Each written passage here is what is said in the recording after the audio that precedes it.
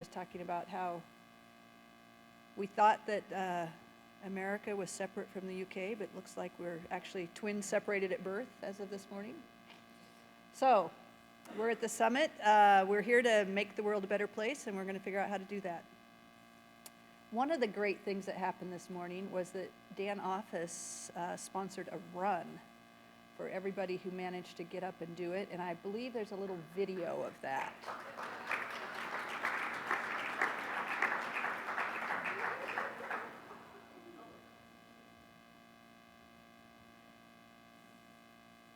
The few, the mighty.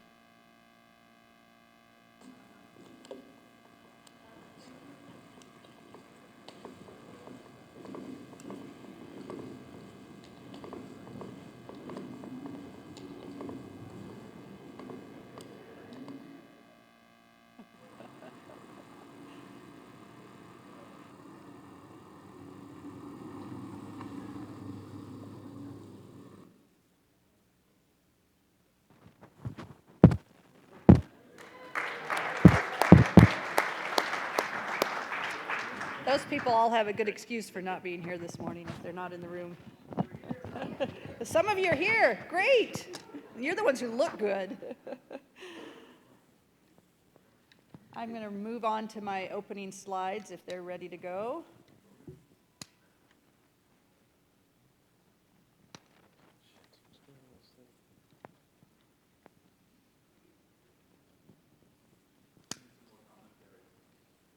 Oh, now we're way too far. Oh. I'm going to slide it up through my shirt.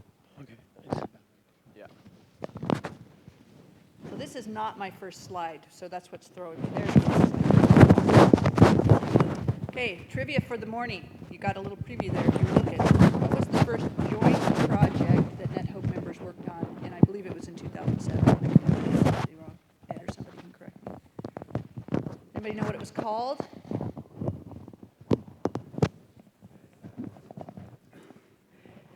It's called the Network Relief Kit. Did you?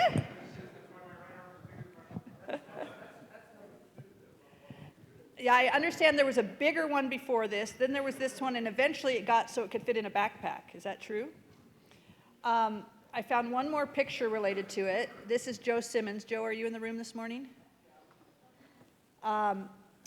This is Joe explaining how the kit works to some folks, and one of the reasons I wanted to use this picture is because this is Joe's last NetHope Summit with us. Joe is retiring from his NetHope work and go work the farm. He'd love to tell you about that if you get a chance to ask him about it, but this is a younger version of Joe out in the field working on the Network Relief Kit, so I thought that was pretty cool. This is a reminder. Since you're all the ones who bothered to show up this morning, you're probably the ones filling out your session evaluations. But if you aren't, please do. As Frederick said, you really don't want to leave it all up to him about what gets on next year's agenda. You really want to give a little input. So please remember to fill out those session evaluations. You could go back right now and fill out all the ones that you've been to that you haven't done yet. Once again, thank you to IPA for our breakfast. Oh, Joe, you just missed your picture. I'm going to back up.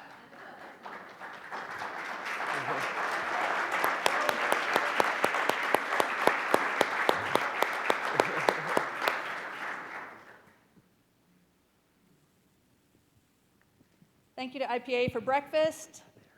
Thank you to Tagboard for all the tweeting visibility that you're seeing. And now I want to invite up Eric Johnson. Eric, are you in the room? Great. We wanted to give Dan Churchaid, our newest member, our 50th member, a few minutes to introduce themselves to this group.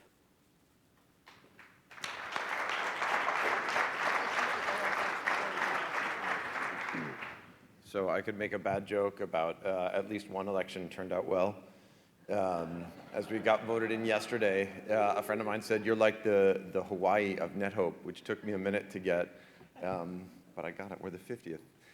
So I just wanted to take a couple of minutes to use the opportunity to introduce our organization and talk a little bit about a couple of things that we may have in common with some of you to work on in between these meetings. Something I said to the members yesterday when we joined is that my experience with interagency initiatives, of which we have worked on many in my organization, we were on the Sphere Project board for a few years and helped craft the core humanitarian standard. is that interagency collaboration works best, often in between meetings and with smaller groups and properly resourced and with clear structures and so forth. And there's just one thing I wanted to share with you that might spark your interest and may also be something for you to get interested in. I won't read what's on the slide because I hate when people do that, but I'll say that we're a Danish organization. We're a top agency in Denmark. We are kind of I've worked there for about 13 years now, and it's a cool, funky organization with just the right size to have some resources to do some interesting, innovative work, but not too big that everything is really institutionalized and closed. So there's a lot of room for creativity and innovation. I was invited here last year by a member of our alliance called Christian Aid. Duncan, if you're here, thank you. And just really blew my mind what was possible to work with tech and what was possible with this group, and came back to my agency and said, okay, we've got to join. We can clearly get some return on investment by joining this network. Our work is organized around 3 main global goals, which is to say we do both emergency assistance. We also do a lot of human rights-based stuff, active citizenship, we call it, about from the rights-based approach, encouraging duty bearers and rights holders to work together to make sure that duty bearers meet their rights holders' needs. I lead the emergency department, humanitarian team in HQ that supports our offices globally with rapid deployment, with techno expertise, and most recently with tech. About 2010, we started really focusing on cash, 2009, and becoming a worldwide leader in cash transfer programming, which led to us doing lots of e-cash, and that's why my boss came to me a couple of years ago and said, hey, we've been getting $100,000 from the Danish Foreign Ministry for the past couple of years to roll out mobile monitoring, monitoring our programs with mobiles, and they haven't been able to spend it. So now can you help us spend this money? And that was kind of our entry point into working with all things digital.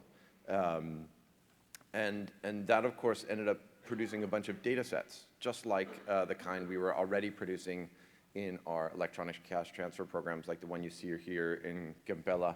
I'll give a shout out to one of our suppliers, Red Rose, who's also a member. We run their platform to do lots of e-vouchers. And so we started producing lots of data sets. From that entry in mobile, this is not one of my team members. This is actually a Maasai guy who's also entering the world of tech through mobile. We were able to use, for a lot of functionality, but only at project level.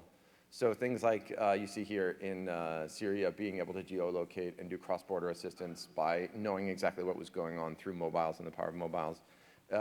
But as you know, silos of data are not really going to help very much. We had lots and lots of data sets that weren't talking to each other. So our next big push is going to be trying to get both digitization of all of our monitoring processes, digitization of all our project management processes, but then hopefully also integrating data across these silos. So I just mentioned this because I wanted to make a shout out when I had a good chance to hit everybody at once. If anybody is ahead on this, integrating data across CRM, ERP, and programs, and/or has any good advice on digitization of ops, I really need help.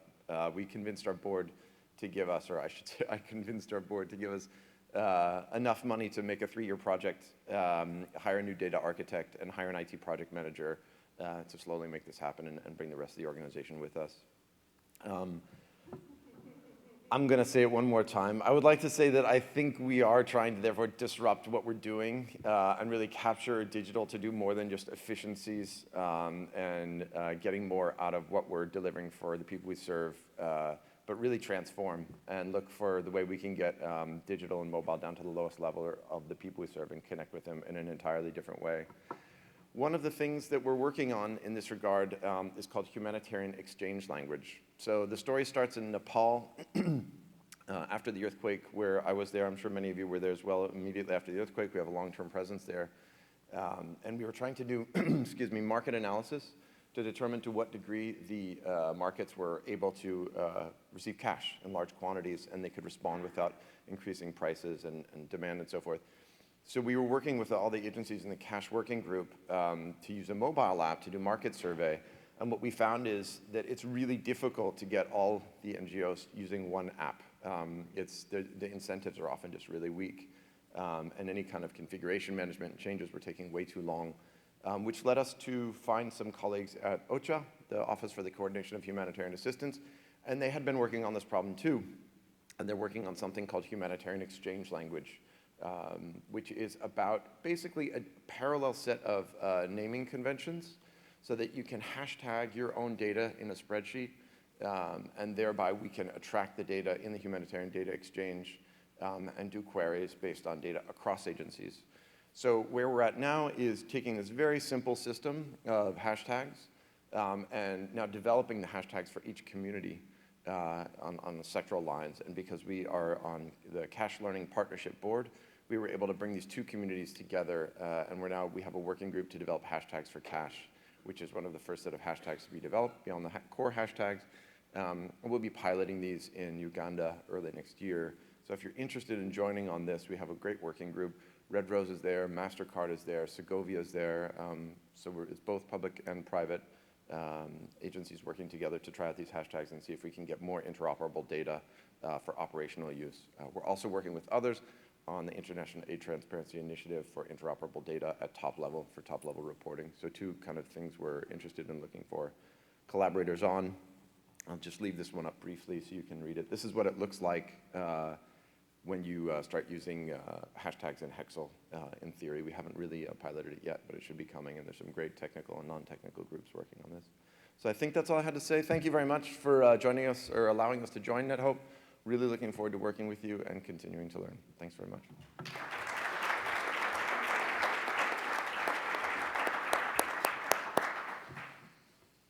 Wonderful. Love it when folks jump right in. I actually had a couple more slides. So if you could go back to Eric's last one, then my couple follow that.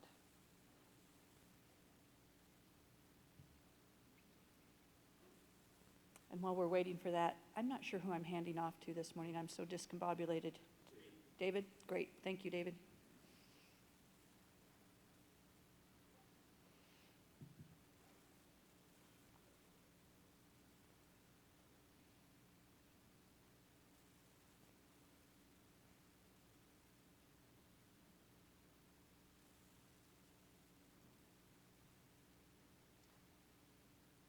Sorry, I don't have them memorized. What other things was I going to say to you this morning? Oh, there they are. Thank you. Wanted to point out this is the last day of the Technology Solutions exhibits. Please visit our sponsors. Please thank them for allowing us all to be here. We have field trips this afternoon. I'm going to mention this a little later this morning, and maybe more people will be in the room at that point. You should be able to look on the back of your name tag, see which tour you're signed up for if you're going on a tour. If you are not signed up and want to be signed up, you should talk to Madeline out at the front desk. There may still be a possibility to join one. We will be meeting out front of the hotel at 3 p.m. to get on the buses. Watch carefully, make sure you get on the correct bus for your tour. Keep in mind these other points. The Georgia Tech tour will return to the hotel before it goes to dinner. However, if you're on the Jimmy Carter Presidential Library tour, it will not come back to the hotel. So only take what you really need to have with you. We will not be able to leave things on the buses. You will be dragging everything with you this evening. So I would suggest that you really don't need very much. Just come enjoy yourself. As you know, this evening we are doing the NetHope Community Celebration event at the Center for Civil and Human Rights. It's going to be a really amazing experience.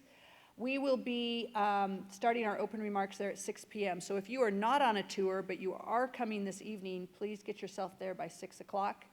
I should have mentioned, of course, this is going to be an evening sponsored by CDW. They'll get to speak a little bit later this morning. This is going to be a little different style than what we've done for dinner the last few years, at least. It's going to be more of a reception style. So we'll gather together in the lobby. We'll have a few opening remarks. That's where we're going to do the big group picture this year. And then we will all be given the chance to go spend the next few hours looking at the center. There will be tray-passed hors d'oeuvres, and then a little later in the evening, the rooms down on the bottom floor will be opened up, and there will be some buffet tables. And so at your leisure, you can go get some food and sit down and eat. But everybody's kind of on their own schedule that way for the evening so that you can see as much of the center as possible. And I think you'll find it to be a really challenging and enjoyable experience. So if you aren't going on the tour and think you would like to get a ride over to the center, meet at the hotel here at 5:30 out front, and I think there may be a few extra seats that you could get a ride. And that's it. I think we're ready to go. David?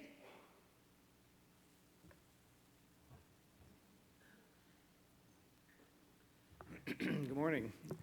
Thank you all for showing up on this strangely bizarre day. We're all trying to process, I think. And it's interesting, but you know, the reality is life goes on. We've got a lot of work to do. The beneficiaries out there still need our help as much or more than ever, and so we soldier on. I just want to announce to everyone that my Apple Watch is on airplane mode, so if anyone has any funny ideas, and if you're not sure what that means, ask Frederick. So I'm really just here to introduce the next set of speakers. This morning is really the time when we try to present to you some new things you probably don't come across in your daily lives, new ideas, new perspectives from people who are not quite in the sector, perhaps connected, but have some interesting perspectives. And so the first one I'd like to use is Elizabeth or Betsy? Beth. Only when she's in trouble, Elizabeth, she tells me, who is essentially our hostess, I think, on some level, and works here at Georgia Tech, and you can read her bio in the agenda. It's quite impressive. She's head of something called the Everyday Computing. Do you have a counterpart who's the head of the non-everyday, the unusually rarely used computing? I'll let her introduce herself more, and please welcome Beth.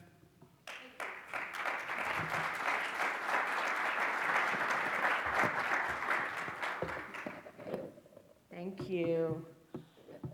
It is a real pleasure to be here, despite the timing. And we're going to work together to add some energy and some hope and optimism and excitement in this room. I am going to wear many hats when I talk to you today. I won't physically take them on and off, but to let you know a teeny bit more about myself, I am a faculty member, professor of interactive computing technologies. So you're going to hear a bit about that here at Georgia Tech, and I've been on the faculty for the past 18 years. Before that, I was at Xerox PARC. So for those of you who are familiar with that fairly renowned research laboratory. And then I will say that I will not be with you this afternoon because I'm on a plane to Washington, D.C., which is a particularly interesting time to take that flight because I'm the chair of the Computing Community Consortium, which is a group that works to, and I have a slide on this, a group that works to catalyze visions for the computing research community within our nation and beyond. And our meeting previously scheduled to take place right after the election was to talk about the work we're going to do with the next administration. So I will take all of your hope and prayers as I go to DC. But first and foremost, I am thrilled to welcome you to Georgia Tech. I'm not sure how many of you this is your first time here, and I hope many of you are going to the field trip. You will enjoy it. In many ways, my talk is a rapid-fire exploration of the kinds of things that you will want to see. I'm not supposed to say this, but the majority of the field trip is located just right across the street from here. So if they say the wait lists are full, but you happen to wander over, no one is going to turn you away because there's many great things to see. But if this is your first time at Georgia Tech, here are the basics. 26,000 students, 15,000 undergrads, the rest are graduate. We're very excited about the quality of the engineers, technologists, and scientists that we produce, and in particular, the diversity of those engineers. For example, largest number of African-American engineers produced within this nation.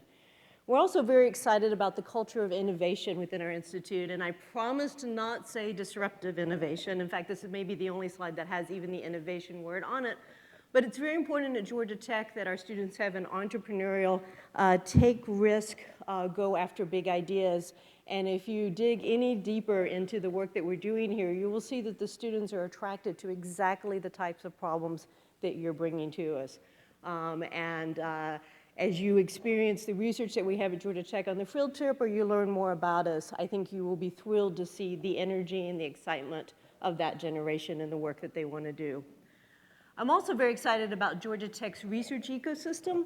I am the director of what is called an Interdisciplinary Research Institute. We sit between your traditional academic colleges, let's say your esteemed ivory towers of disciplinary-based research, and then the work that we have that is more applied and aimed at economic development.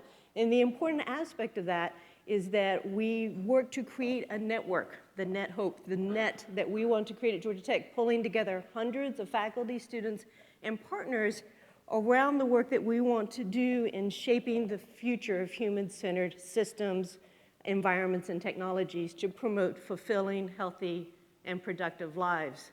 So I think if you look at the priorities of the center that I direct, you'll see a huge amount of synergy, again, between the topics and the concerns and the challenges and the problems that you bring to our field, and then the innovations, the insights, the research that we are doing here. Our 4 top research priorities are lifelong health and well-being, not within the traditional medical system, but within the everyday experience of health. And that is coupled with our work in smart cities and healthy communities. And I'm going to pull from that portfolio substantially while I talk to you today. We go after those societal level goals by looking at 2 major areas of technical expertise: platforms and services for socio-technical systems, so exactly the type of tagging, repository, community-built mobile services that you're looking for, and then shaping the future of the human experience of technology. So this will wash past you in this early morning sleepless hour, but these are the themes that hopefully you will hear in the back of your mind after you see the examples that I walk through today. So I'm going to talk through 3 major topics of the work that we're doing: humanitarian systems, smart cities, and then pulling some fun stuff from the future of media technologies that we're looking at that I think you will find intriguing. And I mentioned the Computing Community Consortium. I want to reference, for example, one of the main things that we do, which is to produce white papers that stir the community, enable, challenge them towards the research that they need to be accomplishing. And our work in crisis informatics is one example of that. Looking at the complex set of stakeholders, looking at the complex needs, and then understanding how the computing research community can respond. So 2 of the colleagues that I always like to point to in this work, even if they're not Georgia Tech colleagues, I'm allowed to do that a bit today. Robin Murphy at UT Austin, so hopefully many of you are familiar with her assisted robotics work, has done quite a bit of work in disaster response, and then is probably not surprisingly to this audience doing more work in drones. So this is an example of the drones that she was using within the response and the assessment of Katrina here in the US not that many years ago. And one of the aspects of the Georgia Tech field trip, as I continue to sell that to you this morning, will be demonstrations of drones technology by Georgia Tech as well as by some of the NetHope partners. And then another area that you may not be familiar with quite as readily is the work in mining social media data in terms of how we understand first responders and how we coordinate informal first responders, which are the people who are experiencing, whether it's a natural or man-made disaster, alongside official response. And so this is Laisha Palin's work at Colorado in crisis informatics. And in this case, it was a simpler set of images for me to pull because she works nationwide, but this is the flooding within Colorado just a few years back. And essentially what she is working on is how do you mine social media data, because when folks are saying, okay, you know, the river has risen up to my front steps, and they take a picture of it, you've got that geolocated information. How do you harness and pull all that information together to have a more accurate picture of what is happening in real time? And then how do you work with other people within the social media network who are not on the ground, but they can package, essentially re-author and distribute that information. So instead of misinformation clouds, you're getting more highly accurate information going out to the people that need it to be able to coordinate their response. But then back on my Georgia Tech hat, on one of the folks, groups that you're going to be able to meet today is the Health and Humanitarian Systems group.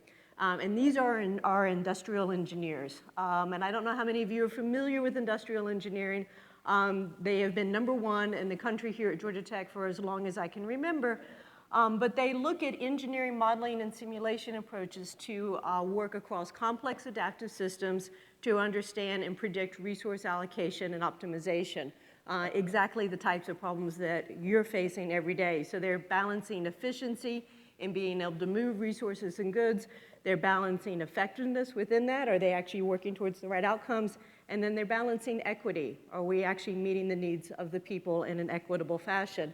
And they understand that these tensions play out against each other all the time. So they do this across in disaster response, looking across the disaster timeline, But let me give you some examples. So this is the work that they have been doing with CARE and others in terms of how do you pre-position resources. So this is a resource optimization problem. So for example, what are the best locations to pre-position food and water to be able to anticipate the needs, whether it be refugee assistance or whether it be disaster response. But resources are not just food and water and tangible items. That may be how do you apply different types of interventions in a cost-effective manner. So in this case, the use of indoor spraying to prevent and combat malaria, or even the positioning of the healthcare workers themselves. So as they continue to work through these different types of optimization problems, then they also ask the question, well, how do we predict kind of the evolution of an incidence of concern? So their mathematical models will then also look in terms of disease spread and understanding effective intervention strategies. And so they have done this within locally with respect to flu, but then also internationally as well. And then one of the things I love about their work, because I am an everyday computing type person, is that it's not just informing large-scale systems, large-scale resource allocation, but then there's also the question of then how do you curate, how do you optimize and give personalized decisions with respect to resources. And here's an example of work that they've done with the CDC and others, which is an immunization optimization scheduler. So whether it is a refugee child, whether it is someone who's just moved in different parts of the world, whether it's just a busy mom like myself trying to keep up with what you're doing, the question of how you would catch up a child with respect to immunizations where the answer is not, okay, they need 12, we're gonna do it all today, right? So how do you optimize around what an individual needs to accomplish? And they've done this with respect to immunizations, they've done this with respect to preventative cancer screening, and other complex optimization questions within healthcare. Now, some of the work that you'll also be seeing today then takes that type of information, what you would see within a complex adaptive system, and then works to optimize situational awareness of this. So this is work that is in the applied research arm of Georgia Tech. So this is the Georgia Tech Research Institute, which is hundreds of research scientists working in many cases large-scale advanced systems, whether it be military, national, or international. And then the question is, again, how do you pull in information from many complex sources to be able to optimize the overall awareness and the delivery of information to a complex set of stakeholders? So that is a whirlwind tour, and that's probably too much engineering this early in the morning, but I wanted to give you a feel for what these really smart folks are doing and the types of tools that they are able to produce and create to meet the needs that they have significant partnerships for and significant interest in. If you check out the Center for Health and Humanitarian Systems, you will also see a robust education program. They sponsor an international conference every year. Just continued dedicated outreach to many of the organizations that are here in this room, and I think you'll be excited to talk to them and their students and hear about what they do on a day-to-day basis. Now I'm going to slip into a related topic, and I'm not sure how many people here think of themselves as a smart cities type of worker, or this is key technology for the types of things that you do.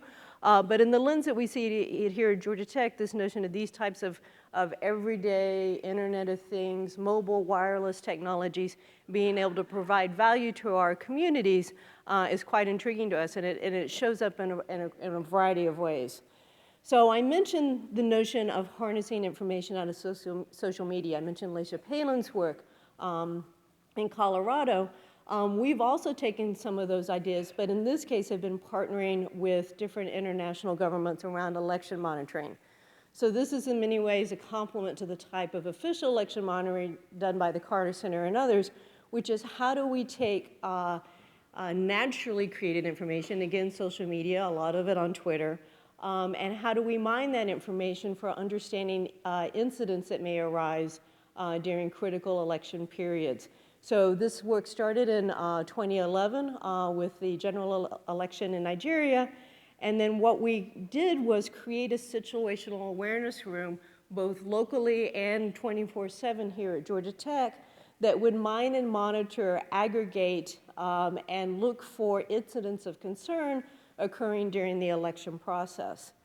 And for those of you who can read the translation, you'll have to, or can't, you'll have to trust me in terms of this particular story. But one of the incidents that occurred within that election was there were 2 election workers, 2 girls, women, who were at their hotel, and a militant crowd was starting to mobilize, and they were quite concerned for their safety, but not have any real or official way to reach out to others. But they tweeted about it. Now, in most cases, this would be in a needle in a haystack if you were just watching the information go by, kind of like we were watching last night. But the algorithms here that were being deployed at Georgia Tech were able to pick up incidents of concern, were able to dispatch this information back locally, and able actually to send staff over to get the girls out of what was a harmful and may have been a very dangerous situation. So since that point in time, our system named Aggie, and I will admit I don't know where Aggie comes from, but it may have to do with aggregating the information, has been used in a series of international elections. And again, the goal here is what can we learn from naturally produced information that is created within an election setting, and be able to recognize incidents of concern and be able to mobilize resources to those incidents as quickly as possible.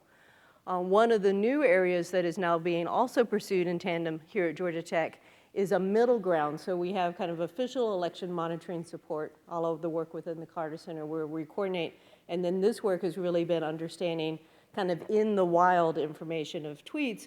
Now the second part is what if you had informal poll workers, maybe pretty informally trained poll workers who are nevertheless participating in the system, more of like a crowdsourcing type of mechanism. So you add a bit more structure and mechanics to that, what would be able to do there. So if you're interested in that, please seek out Ellen Zagura and Mike Best, terrific colleagues here at Georgia Tech who are performing this work.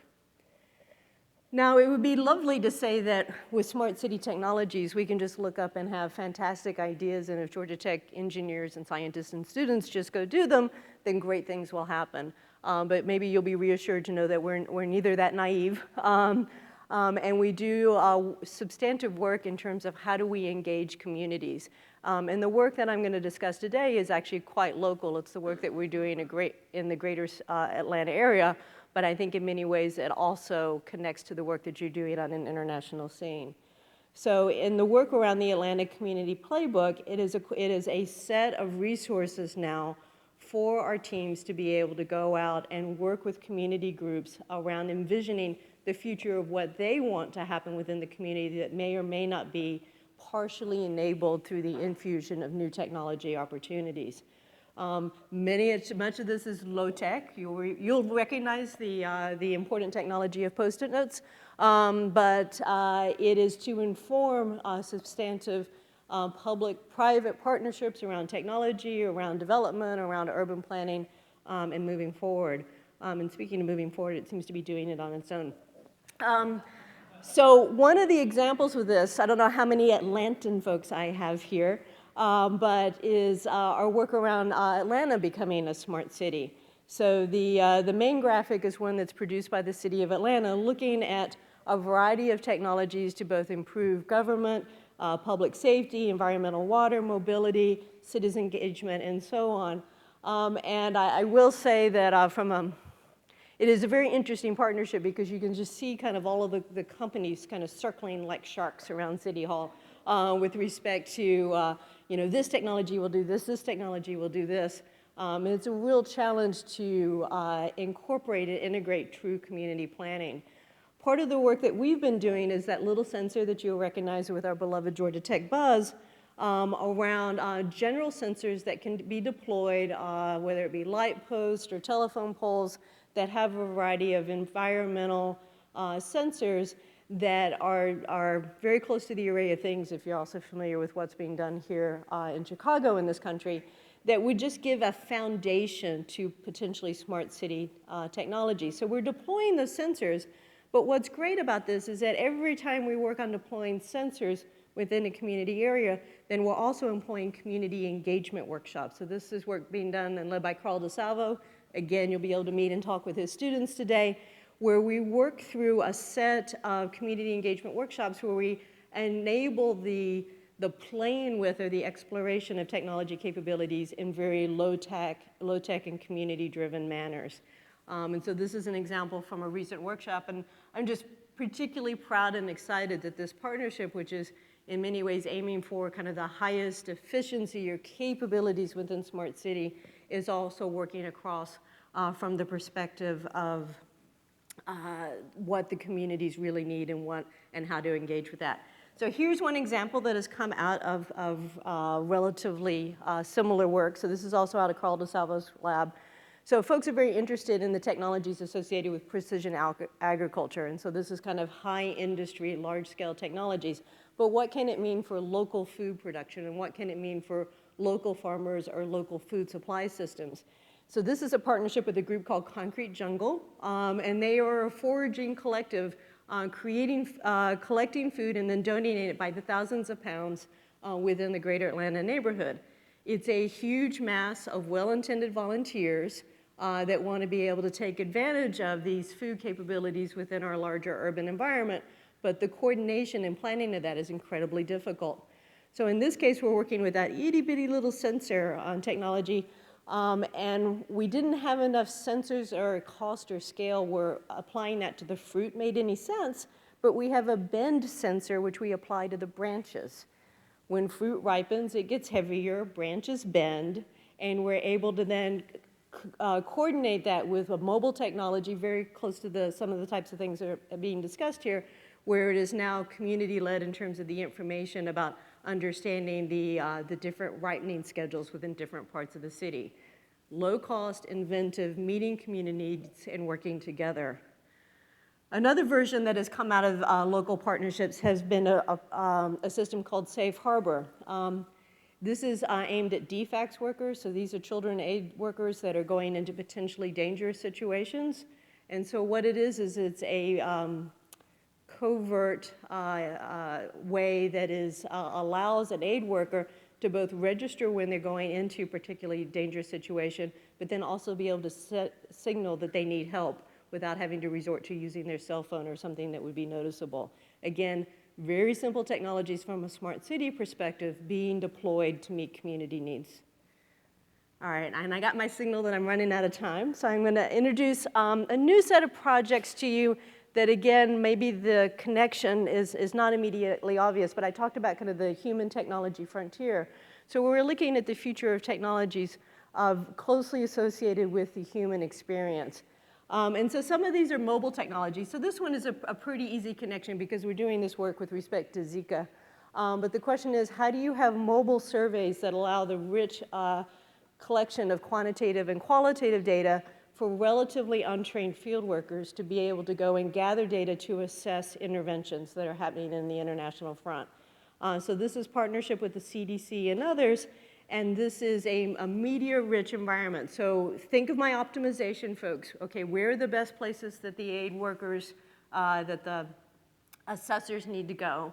All right, we're gonna use mobile technologies to help to deploy them efficiently. And then through those mobile technologies, we're gonna enable the easy gathering of the quantitative data that we would need, for example, particular Zika intervention mechanisms, but then we're also going to easily enable the gathering of rich qualitative data at the same time. So we're very excited about this work, and these folks will be here, but part of the team is out on the Zika field sites as well. And then a couple of things that you may be interested in and surprised by is our work in immersive augmented reality.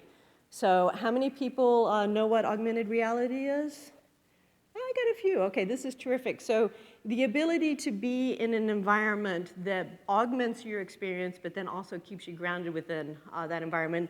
This one's pretty close to a virtual reality incarnation, which is the ability to sit at a table and converse with multiple individuals. In this case, they are screen actors who are presenting different points of view. And the interesting thing about this is when you move to different seats at the table, you take on the embodiment of one of those characters. So you see your interactions with them, and you also hear their inner monologue. So this is work that we are doing that it's both from a training perspective, multiple points of view perspective, but also from the notion of understanding transcultural conflict. And for those of you who look at our earlier work, we first did this with the classic movie 12 Angry Men. So you sat and heard the different points of view of the jurors, except it was called Four Angry Men because we only had the resources to produce 4. But that gives you another hint. But let's go ahead and play this video and give you a sense for what this immersive experience is like. Although I was born here, I have never felt at home. I am a Semite, the minority in this land. My people have long suffered discrimination at the hands of the Bukhari. Hey, how are you? How's your family? Fine. How's your brother? Like most SMEs, he believes that if he works hard enough and acts harmless enough, he'll eventually transform into a Bukhari someday. And the politicians are worse. They call us traitors and thieves and liars. I've even heard stories of us being the children of Satan. But the police are the worst of all. Yes, they kill us for being SMEs because they think we're all part of some conspiracy to get rid of all Bukhari. What do I do? On the one hand, I hate the Bukhari and want to see them suffer for what they have done to my people. On the other hand, will violence just lead to more violence? So I hope this is an experience that you'll be able to participate in, at least some of you here at Georgia Tech, to understand kind of the immersive potential of literally sitting in someone else's chair, inhabiting their shoes, hearing that monologue. And the power that really comes from not just one presentation, but moving around the table and hearing the points of view. In some of the work that we've done with screening and filming this, we actually changed the physical appearance of the actors to reflect what would be the natural biases within that situation. I'm good. All right, and the last group, again on the field trip that I wanted to talk to you about is the future of wearable computing. I don't think I have to ask this crowd about, have you heard of wearable computing, including your Apple Watch? But I want to point to kind of the terrific work being done here at Georgia Tech, not just within the commercial sense, but advancing a number of notable causes. So our anchor faculty member here is Thad Starner, MIT graduate. He's been here also 18 years and is one of the founders of Google Glass. So you'll be visiting his laboratory and hearing about kind of not only just the commercial side of Google Glass, but for example, how Google Glass is being used for automatic captioning for those who are deaf of hard of hearing. Looking at different types of wearable implants to be able to recognize what would be considered silent speech, based on recognizing motor changes and pressure changes within the ear canal, both useful from a being able to communicate without having to verbalize, but also for individuals who are unable to verbalize. The work that we are done in wearable technologies for stroke rehabilitation. This is called the MMT, Mobile Music Therapy, and it's based on presenting passive vibrations to the hand at different times of the day. The intervention is actually to learn how to play the piano, which is just a fun thing for someone who is recovering from stroke or injury to be able to participate in. But what we've been able to show and continue to do with Emory is to show clinical proof of the rehabilitative impact of these types of technologies in terms of returning hand motion. So it's the combination of continued passive input as well as an engaging task where we're seeing that therapeutic benefit. And then pushing this even further, this technology also refers to brain sensing. And some of the work that we were doing, again, to open up communication pathways is sensing of the motor cortex of the brain to recognize the formation of individual words and phrases. This actually came from a strange combination of our work in sign language recognition. And so literally, for example, this is the sign for T. So if I make the sign T, obviously my motor cortex is firing. If I think about making that sign, the motor cortex still fires. So by thinking of a word or thinking of a phrase, I'm producing a unique signal that we are working to register and recognize, again, unlocking areas of communication for anyone who has suffered from ALS or stroke or other conditions. And if you thought our wearable work wasn't fanciful enough, I have to close with one of our favorite projects. This is the FIDO project, facilitating interaction for dogs with occupations Yes, I think they came up with the acronym first. But this is wearable technology for working dogs, whether that be assistance dogs for people with disabilities, whether that be bomb sniffing dogs, whether that be rescue relief dogs. And I don't know how many people saw Pixar's Up, but it's about allowing dogs to be able to communicate because they know much more than they can tell us. So the dogs wear wearable computing harnesses with tug and pull and motion and scratch sensors on them. We have the dogs in and out of our labs all of the time to determine that these are robust technologies. And we are helping train and assess animals that can be deployed in these types of critical and sometimes very safety critical situations. So one more video, and I will be done. The first Fido prototype established how the vest and its canine operator work together to deliver messages. Once the dog bites on it, the force corresponding to that bite is communicated to the rest of this small microcontroller unit, and we know that the dog has bitten it. And we have a stretch resistor that is used for the tugging sensor. These wires communicate this information to what essentially is a small computer. So the dog activates a sensor, it sends a message via Bluetooth to the Google Glass, or it can send it to a cell phone or a laptop. So short clip of that video, but yes, we have talking animals in the sense that they are able to notify individuals who are deaf of tornado sirens. They are able to identify bomb squads with respect to the chemical composition of different types of bombs. They are able to notify rescue workers when they have found an individual and may be able to convey some level of the severity of injuries or what needs to accomplish. So wearable computing, no longer just for people anymore, but also our canine friends as well. So in close, this is the kind of crazy fun work that we do every day here at Georgia Tech. We are thrilled that you're here. We're thrilled that many of you are visiting our campus. My one ad is that we partner with for-profit and non-for-profit groups all of the time, coming up with ways that our students can continue to invent and explore these spaces. It's our Convergence Innovation Competition. If you're at all interested in that, please contact me.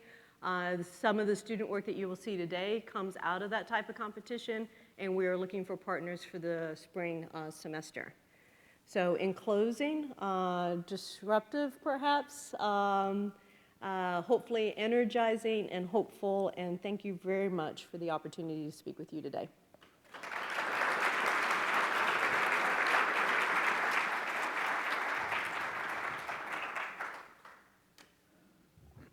Thank you very much. That was quite stimulating. I'm sorry you really don't have anything going on. You must be, yeah. Well, when you only work, right, exactly. You work one day a week, and how much can you get done? And note to self: always end with a slide with dogs in it. I think is a great. But seriously, as I begin to think about introducing our next speaker, it occurs to me that there's as many of you know, there's this wonderful and long productive history of collaboration between the NGO sector and the academic sector. I wonder if anyone feels we've leveraged that to its fullest extent. It seems like there's so much opportunity to do this stuff, and there's tremendous energy here on this campus, obviously, and others that I think as I think about the future, it might be an interesting opportunity for NetHope to do yet more collaboration established. You know, we've had another summit at on a college campus in Santa Clara, which is, as I'm reflecting on that, is similar kind of energy. So I think this is a good way to take this forward. So our next speaker, Evan Thomas, hails from the blue state of Oregon. As a professor at Portland State, is going to share with us some of his insights and thoughts on the work he's doing. Thanks.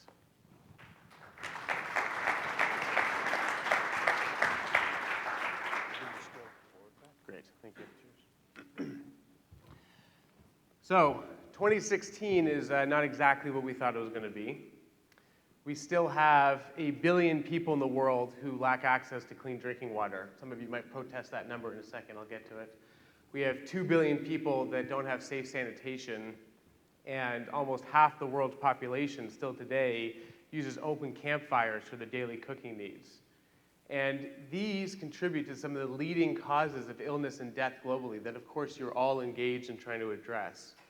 Millions of children die every year from respiratory distress and pneumonia associated with indoor air pollution, and millions more die from diarrhea associated with waterborne disease. This is the status quo in global development, from Rotary clubs all the way through you guys up to USAID and the World Bank, or at least it's the status quo for now. Money comes in from donors to put in programs that are designed to have an impact on health and livelihood, and they often have a technology component. Water filters, cook stoves, latrines, water pumps that are designed to address these health challenges and these environmental hazards. But often, the impact on people in developing communities is limited. We only measure this impact during our grant periods. So for a year or 2 years, maybe 3 years, we conduct M&E, we ask questions, we do surveys, we have observations. Under the best of circumstances, we might have a randomized control trial run by academics that are rigorously evaluating the impact of a water filter or the impact of behavioral messaging around sanitation. But an RCT published in 2016 about a program conducted in 2014 doesn't tell us much about what's going to happen next year. And the M&E that we conduct that's a little bit cheaper, more accessible, is highly flawed. As a result of this model, about half of the money that's spent every year on water and sanitation programs alone goes into projects that are broken within 18 months. And many of those are never fixed. So I said 1 billion people still lack access to clean water. You might be saying, wait a second, we declared MDG 7 accomplished. It's only 700 million people now. About half of the gain are people that are accessing water from broken infrastructure or not accessing water at all. And half of the infrastructure that's currently functional, that's been installed in the past 15 years, is contaminated. So by some estimates, as much as 3/4 of the gain that we've claimed under MDG 7 is fiction. So how can we address this? We aren't measuring our impact. We are making promises with our grant funds and with our RFPs, and we are not measuring our performance on the back end, not long term. Water has to run every day, not for 3 years of a grant period. So our team has a couple ideas on how we can try to close this loop, how we can better align impact with intent.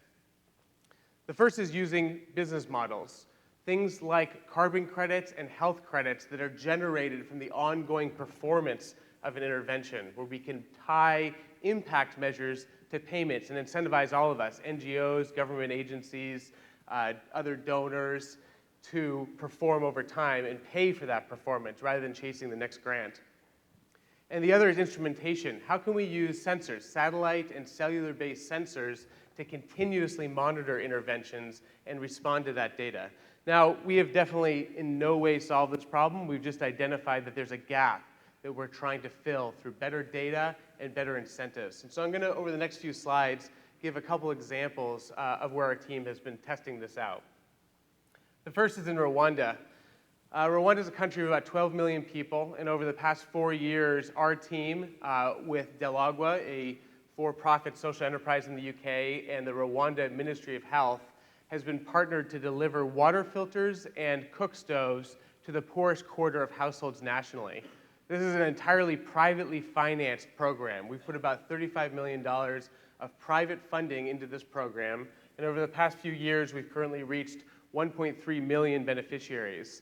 In the western province of Rwanda, we have 102,000 households that currently have our stove and water filter among the poorest quarter of households. And in the yellow areas, that is our RCT. We have the London School of Hygiene and Tropical Medicine and Emory University here in Atlanta running the largest environmental health RCT of its type that's ever been done. We have 140,000 households total, 100,000 households in the intervention area, 40,000 households in the control area. And we're looking at water quality, air quality, personal exposure, taking blood samples for looking at seroconversion for exposure to Cryptosporidium. We take respiratory health data, and we also have clinic-level data collection at every clinic and hospital in the entire province. And then in the eastern province, in green there, that's what's ongoing this year. By the end of January, we'll reach a total of 350,000 households, 1.7 million people with this intervention. We operationalize this through community health workers. In Rwanda, the program is branded to Neza, to live well. It's a government initiative. We're on the back end providing the funding, the logistics, the management, but on the front end, it's branded as a government of Rwanda initiative. We have a rotating cast of about 3,000 community health workers. At any one time, about 1,000 community health workers are working across the country in households. We conduct our distributions and community meetings. We have skits, we have radio ads, we have testimonials from focus groups and community leaders. And we provide the stoves and water filters to the poorest quarter of households who then take them home. And within one day, we visit every household. And we've done that every 9 months at most over the past 3 years. So we've now visited every household at least 3 times for continuous messaging. Providing the products by themselves is really not sufficient. The ongoing engagement and participation with households is how we're going to change that behavior over time. But that costs money. We don't have grant money. It's very difficult to get a 5-year grant to go and continue to support an intervention. So we have to earn revenue that lets us put it back into the program. This is the stove. It's a biomass cook stove. It reduces fuel use by about 30 to 50%, depending on how it's used, and reduces indoor air pollution by about the same amount, which is good from an environmental perspective, but it's not really sufficient from a health perspective. In order to actually have a health impact from these types of stoves, we have to dramatically change behavior. We have to get people to stop using their 3-stone fires, and we have to get people to move outside and cook exclusively outside. So that's a big behavioral change that we have to reinforce continuously. And this is the water filter. It's a LifeStraw family. It treats about 20,000 liters of water to the highly protective standard of the WHO. But we have a challenge. It's difficult to measure what people are doing. These types of interventions have been done countless times now. These exact products have been installed in these types of communities in the past, and there's radically different outcomes based on M&E. You can have one expert group go in and ask questions in a certain way and say 90% of people are using the water filter. And you can have another group go in and say, nope, it's only about 20%. We have better questions. We have better observations. But we end up fighting about something that can actually be measured. This is some of, and I'll get to that in a second, this is some of our messaging that we provide in households via our community health workers. All of our community health workers have smartphones. So that's kind of old news at this point, but we have 1,000 smartphones in Rwanda. All of our CHWs are scanning barcodes of stoves and filters so we know if our products are moving around between households and where they are. GPS coordinates, of course. Households sign contracts with the government of Rwanda via our platform, committing to using and not selling their products, and all of that goes into our live database. But those survey questions are really not sufficient. We do not know how to ask accurately, get an accurate response from, are you using that water filter? There's an entire booklet from the WHO on how to ask those questions, and it still really doesn't get at the issue. So we put sensors inside a sample of these stoves and water filters. This is a cellular-based sensor that monitors how much water is consumed when people fill up the water filter, the flow rate when they backwash it. On the cook stove, we know how often people are using the stoves, how hot they get, for how long. And we're able to correlate that to both surveys and observations, water quality data, air quality data, and health outcomes.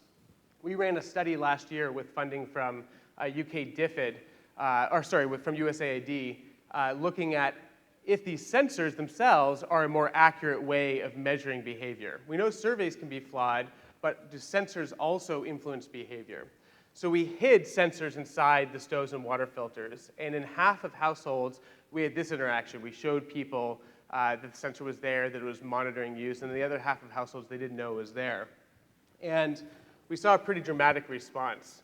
Using the best available survey tools from the WHO, people report using about 1.5 liters of water per person per day. That's the right answer. That's exactly the right answer. That is probably enough water to be exclusive.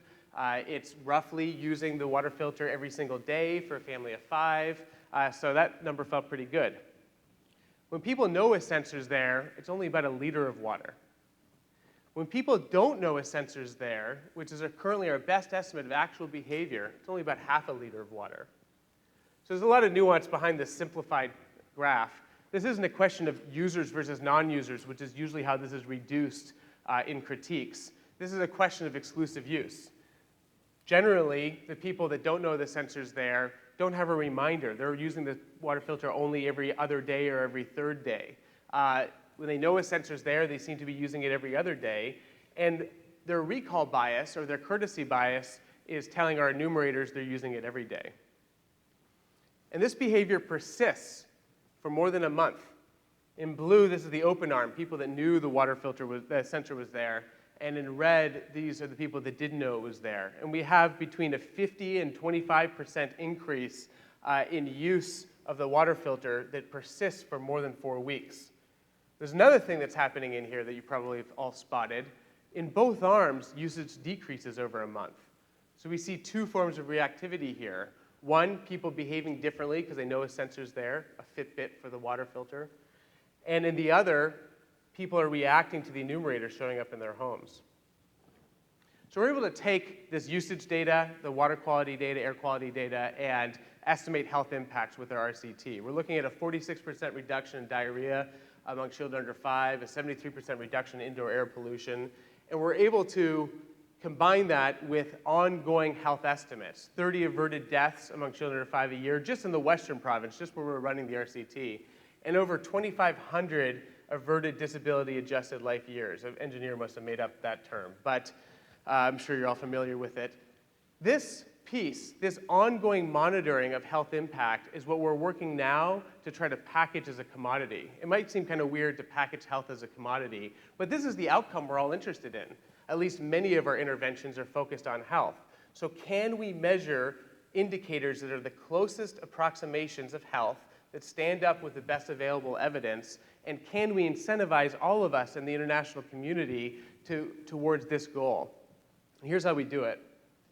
When we put in stoves and water filters and we use sensors and water quality and air quality sensors to monitor use and monitor exposure over time, we're able to model that in health behavior models and health impact models that output environmental health impact estimates through carbon credits under the United Nations, and health credit estimates, which you might not have heard of because it's brand new. Nobody has yet generated or sold a health credit. We are among a small group of people that are trying to create this new market. And the objective of the market is to use carbon financing and now health crediting to create a commodity that ties ongoing performance to payments, that let us reinvest that revenue in a program on an ongoing basis and have that financial sustainability. That's one example. Okay, I'm going to go into another example around operational use of instrumentation for service delivery. This is a broken water pump. You've all seen this before. Sometimes you can go to a village in Rwanda or Uganda and you'll see a broken pump that says, never mind, I won't. Can't think of anybody who's not here. Says one NGO on it. Another one might say World Bank, another one might say DFID, and the DFID one's about to break and the other two are already broken. We incentivize coverage in our programs today. We go after grants and funding to put in more pumps, boreholes, latrines, cook stoves. That's a very expensive way to deliver services. If we bought a new car every time we had a flat tire, it'd be a really expensive way to have transportation, and yet that's the model in global development today. So how can we shift that? How can we shift to service delivery? How can we incentivize operation and maintenance? We've been talking about participatory development, community ownership for more than 20 years. Guess what? It's not working that well. Half of community-managed water supplies are broken right now. So that paradigm is at least has room for improvement. With support from DFID, we put sensors on 200 hand pumps in Rwanda a couple years ago that monitor the use of the pump, monitor how much water is flowing, and can tell us when a pump is breaking. And we can use that to dispatch technicians. We ran a trial where we had a third of the sensors in hand pumps that were treated to the business as usual maintenance model, which means if enough people complain, if the community has some resource, if the pump's close enough to the road, the implementer will schedule a maintenance visit. Then we had a circuit rider model where there were dedicated full-time technicians and vehicles whose job was exclusively to go around, one technician per about 25 pumps, to go around and maintain water pumps. That was their only job, and they had the money to do it. And then in a third group, we had what I call the ambulance model, where the sensor itself triggered a response. When the sensor identified a pump failure, a program manager was notified and she dispatched technicians. And here's what we found. In the baseline, when a pump broke, it was broken for on average 200 days. This is typical. This is backed up by meta-analysis of other programs across East Africa in particular. In the circuit rider model, they were able to drop that to 60 days, but only in the ambulance model do we get that to less than 20 days. And we went from about a 50% functionality rate to over 90%. So that's good, and by the way, this is cheaper. It is cheaper to maintain things than go around and install infrastructure that half of it's broken in a year. But we don't do that right now. We want to get that to 100%. Good things happen at 90%. People are more willing to pay for water services. You wouldn't pay your water bill if water only ran half the year, but you probably would if it was 90% of the year. We really need to get that to 100% to further unlock willingness and ability to pay. The other thing is that health benefits of clean water. Now, there's an assumption here that the water is clean from these types of water points, but if you have more than 90% of your water consumption from safe drinking water, you accrue health benefits disproportionately. Our goal now is to get this to 100%. With support from the National Science Foundation, we're doing some pretty high-tech stuff. We're using machine learning tools where we can, rather than prescriptively say, okay, if a pump's doing this kind of thing, it's about to break, we characterize each pump individually. You get kind of used to your old rickety car and you kind of have a sense of what's going on with it, and you know if that old rickety car is about to break. This is data from one particular pump where for a month we have nominal use of the pump. It's pumping, it's working, no problem. And then we see there that cluster in the middle, 6 days of the pump getting wonky. So this is a pump that's delivering water, but something's going weird with it. We can't say exactly what's going wrong with it, but sure enough, a couple days later, it fails, and we have a 100% probability of failure. These machine learning tools, which are some of the more sophisticated statistical tools out there, are being applied by our team now to dispatch technicians preventatively to maintain adoption and functionality rates. Okay, a couple other examples. We've also used our sensors in latrines. This is a partnership we have with Sanergy Inc. In Nairobi. They're a franchise model for urban slum toilets. We've put our sensors inside their latrines to monitor use and to allow their franchisees to request services. So we know how often people are using the latrine. We know the time in between service events, but we can also have the Fresh Life operators request service by scanning their RFID tags. And our sensor data is then linked into Salesforce, which creates dispatch records. We then link back, and we can see as servicing events happen at the latrines. And the objective is to improve Sanergy's operations, but while making it more cost-effective. We've also used sensors inside health impact studies. One of the biggest challenges, especially in India and Bangladesh, is open defecation. And this has been a huge source of funding from the Gates Foundation, USAID, the Indian and Bangladeshi governments, in particular, the past 10 years. And a whole bunch of studies have come out saying everybody is using these latrines, there is no health impact.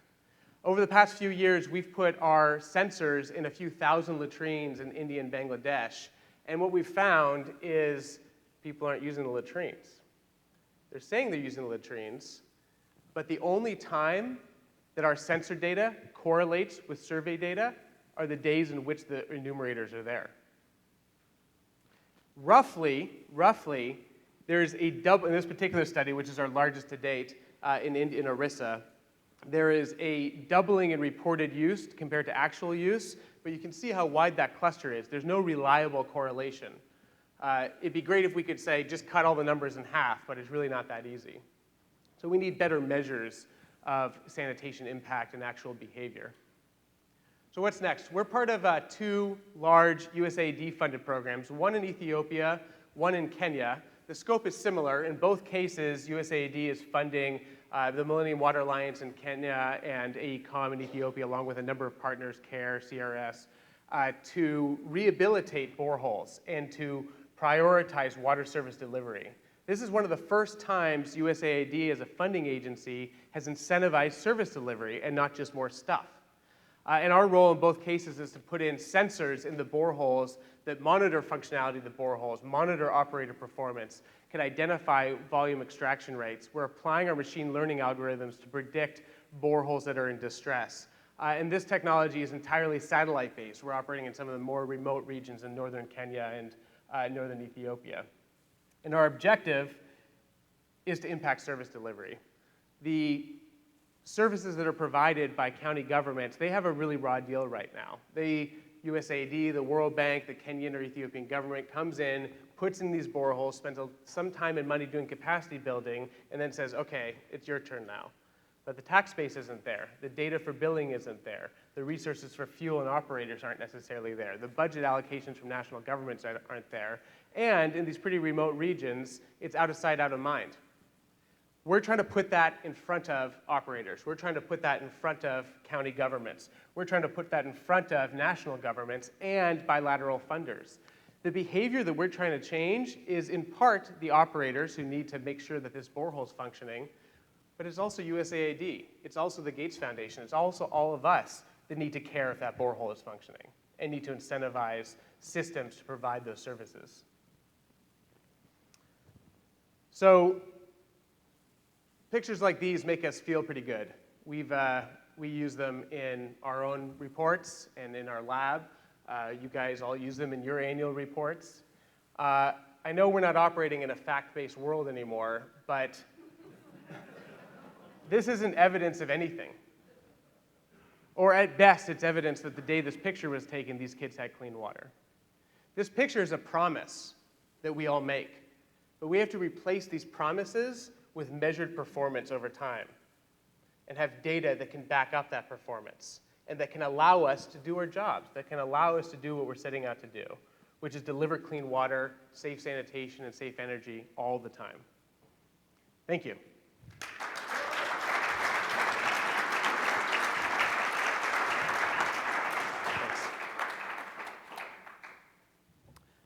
So once again, an academic sitting on his hands, really not doing much of anything. Wow, impressive. And again, evocative of what the power of academia is and can be.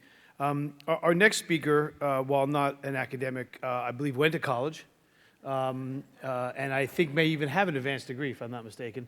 Snehal is the CTO of Splunk. Splunk is one of our newer partners. For those of you who aren't aware, they make some very exciting technology around analytics, have a real strong bent on security, and he's going to share with us some of his thoughts on Internet of Things and some other technologies. Thanks.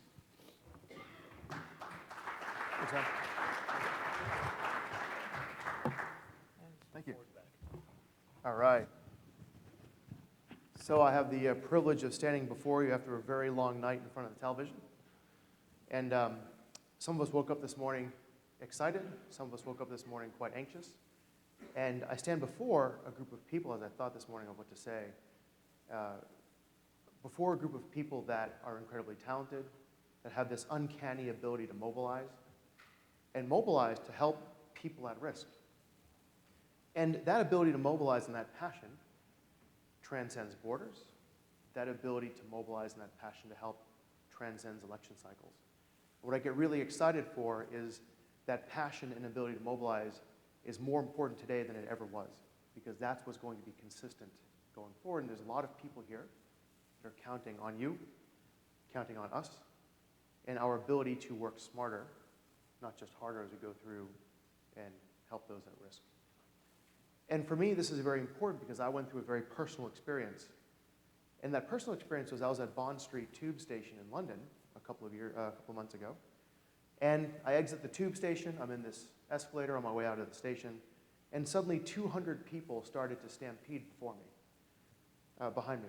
And 200 people kicking, screaming, scratching, clawing, panic. And I'll tell you, when people are scared, they move like cheetahs. I'm 6 feet, 200 pounds, and I was knocked to the side with heels in my throat. It was quite scary. And there was this panic because you didn't know what was going on. And this is the day after the Orlando shootings. And you're sitting there trying to figure out, what do I do? What's happening? Do I run left? Do I run right? Is everything okay? Am I running to my death, or do I need to step back and find out what to do? And my son, who's a year and a half at the time, and my wife were with me in London. They were supposed to meet me at the station. And my son would have been in a stroller, and had they been behind me, I would be in a very different situation today. But thankfully, they ditched me and went to the Museum of Science, I believe it was that day. But it was one of those situations where you didn't know what was going on. Now, once I ascertained that everything was okay, that I wasn't in danger, it turned out to not be an active shooter, I got really, really angry. I got angry because the Wi-Fi access points knew that 200 people started to stampede in one direction through micro-location services. There are enough sensors in that tube station to detect gunshots, to detect bombs, to detect chemical weapons. The data was there, but we failed to connect the dots and do something about it. We failed to connect the dots and broadcast a local alert that says, don't worry, everything's okay. Or more importantly, there's danger, run south. Think of ways for people at risk. That ability to have real-time situational awareness, to understand what's happening, and make the best possible decision in the moment. And this was in a Western country. This wasn't in Africa, where you have even less infrastructure available to me. This was in London, in one of the busiest tube stations in London, that was already fully instrumented, and we just simply failed to connect the dots. And so I became very passionate as I thought about this, because we have this unique ability, right, to mobilize, to use technology, to use our network and our resources to actually do something about it. And so when you think about what we need to do, we need to effectively listen to the data. And this idea of data comes from a variety of sources. You've got your environmental sensors that are telling you something very interesting. You've got a variety of new autonomous assets and drones and so on that are telling you something very interesting. You've got image and video metadata that can be mined and derived to tell you something very interesting in near real time. And our ability to collect that machine data, to synthesize it, and to actually take some sort of action allows us to fundamentally transform and disrupt how we respond to crises. So I talk about machine data, and it's not a class of data people often understand or talk about. And when you look at machine data, it looks fairly useless. I mean, this is an IT example of taking data from an ERP system, an application server, a call center, and Twitter. This looks fairly innocuous. There's not a whole lot of value within there. But if you look carefully, that data is telling you a story. It's telling you that a customer tried to buy something. They received some sort of error. They called the help desk looking for support, and then they tweeted we were tough to do business with. Utterly useless digital exhaust, an incredibly valuable and actionable story that can be used to protect the brand premium, increase the spend of existing customers, or capture their new customers. And that, of course, is a commercial example. But we can easily translate and make the leap to see how machine data could be collected, synthesized, correlated to actually drive some sort of mission outcome or to help address the panic that occurred in that tube station that morning for me. So this is where I get especially excited, but I also get equally frustrated because there's a lot of hype within this space that makes the market and the options we have available to us very confusing. So before I joined Splunk as CTO, I was a CIO at GE Capital, and my mandate at Capital was to help us transform from the worst IT in banking effectively to the best. And that transformation was a technology transformation, it was a cultural transformation, it was about evolving IT from this back office function to a core part of the value that we could deliver to our customers. I spend a lot of time with government now because a lot of the need to evolve IT to be a core part of the mission, which also includes that transformational change, that cultural change, is quite relevant to how we disrupt and transform FEMA, to how we disrupt and transform the DoD, to how we disrupt and transform NGO opportunities as well. And so one of the most important things to do as a first step is to understand the data landscape. And I was very frustrated because people were always talking about structured versus unstructured data. I'm a pretty technical person. And the format of the data has very little to do with the outcomes or insights that can be derived from it. So as a CIO, I had to take a step back and really rethink my data landscape to understand how I could use that data as an asset, how I could become far more data-driven, how I could make better decisions faster, where as an organization, we stopped saying things like I think and I feel, and we started to say things like, what's the data telling us? So my data landscape ended up looking quite different. Simpler, but quite different. So I had transactional data. Think Joe bought shoes, or Joe deposited $10 in his account, or Joe voted, right? That's a transaction. You've got the digital exhaust generated from processing that transaction. So if Joe bought shoes, machine data says he stood in line for 20 minutes waiting to pay for those shoes. And then you've got the reference data that says if Joe bought shoes, he stood in line for 20 minutes. Reference data is that he's a high roller with 20,000 Twitter followers. It's the internal and external data feeds and lookups and data ecosystems that you can bring together to help further enrich what you have. So you've got the transactional data, you've got the context that gives you more insights, you've got the ability to enrich through that ecosystem. And while I won't get into the physics of the data, what's important is thoughtfully connecting the dots across these different classes of data that you have available to you to derive insights. And then to use those insights and tell stories with those insights to influence and affect a particular decision. Because ultimately that's the goal. The goal is to make better decisions faster and to be data-driven and to listen to the data. We have to be able to derive those insights and tell stories of those insights to effectively manage those decisions. Because, for instance, not all of us are tech savvy. All of us have expertise in some area, but not all of us are necessarily going to be some rock star programmer or ability to look at technology and derive something very meaningful very quickly. We have to recognize and appreciate the fact that as we derive these insights, we have to convey those insights in a way that allows a very wide spectrum of people to consume and make decisions. A very simple example is that my mom recently discovered the internet. She's not the most technical person around, but she knows how to read the back of the electric bill where it says you spent twice as much money as your neighbor. And she knows how, and here are some very personalized tips to cut your costs. And she knows how to read that paragraph and go yell at my dad to not keep the lights on. A very complex analytics engine was used to derive those insights. But they were able to convey and tell a story of those insights that allowed the masses to consume and affect decisions.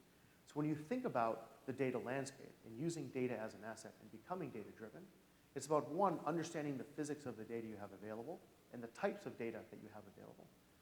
But you can kind of go bottoms up, which is what data do you have, what insights can be derived, what decisions could I influence?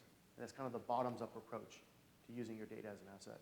The top down approach is to sit there in the shoes of the decision maker, of the person in the heat of battle, or in the person in that situation, and say, what decisions are you making? What insights can I use to help you make a better decision?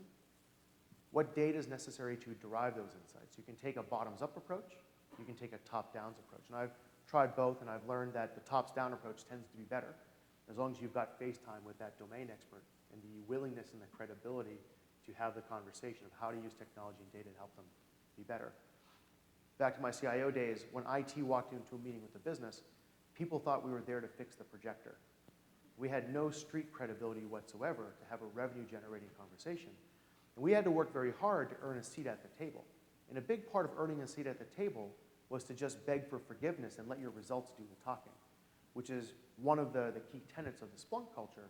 But once again, given the people that I'm in front of, I can't imagine that you ask for permission to get things done. And so I think culturally, I'm very excited for the opportunity to work together to go drive meaningful material impact and transformational change. Now for Splunk as a company, what we did was we had discovered the value hidden within this machine data about 10 years ago. We were the first to really recognize that there's tremendous value hidden within that machine data.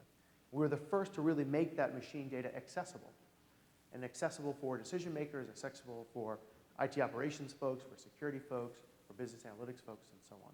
And so we've spent over a decade now honing in and harnessing and really refining our ability to take that machine data and help you to drive insights and help you to affect decisions.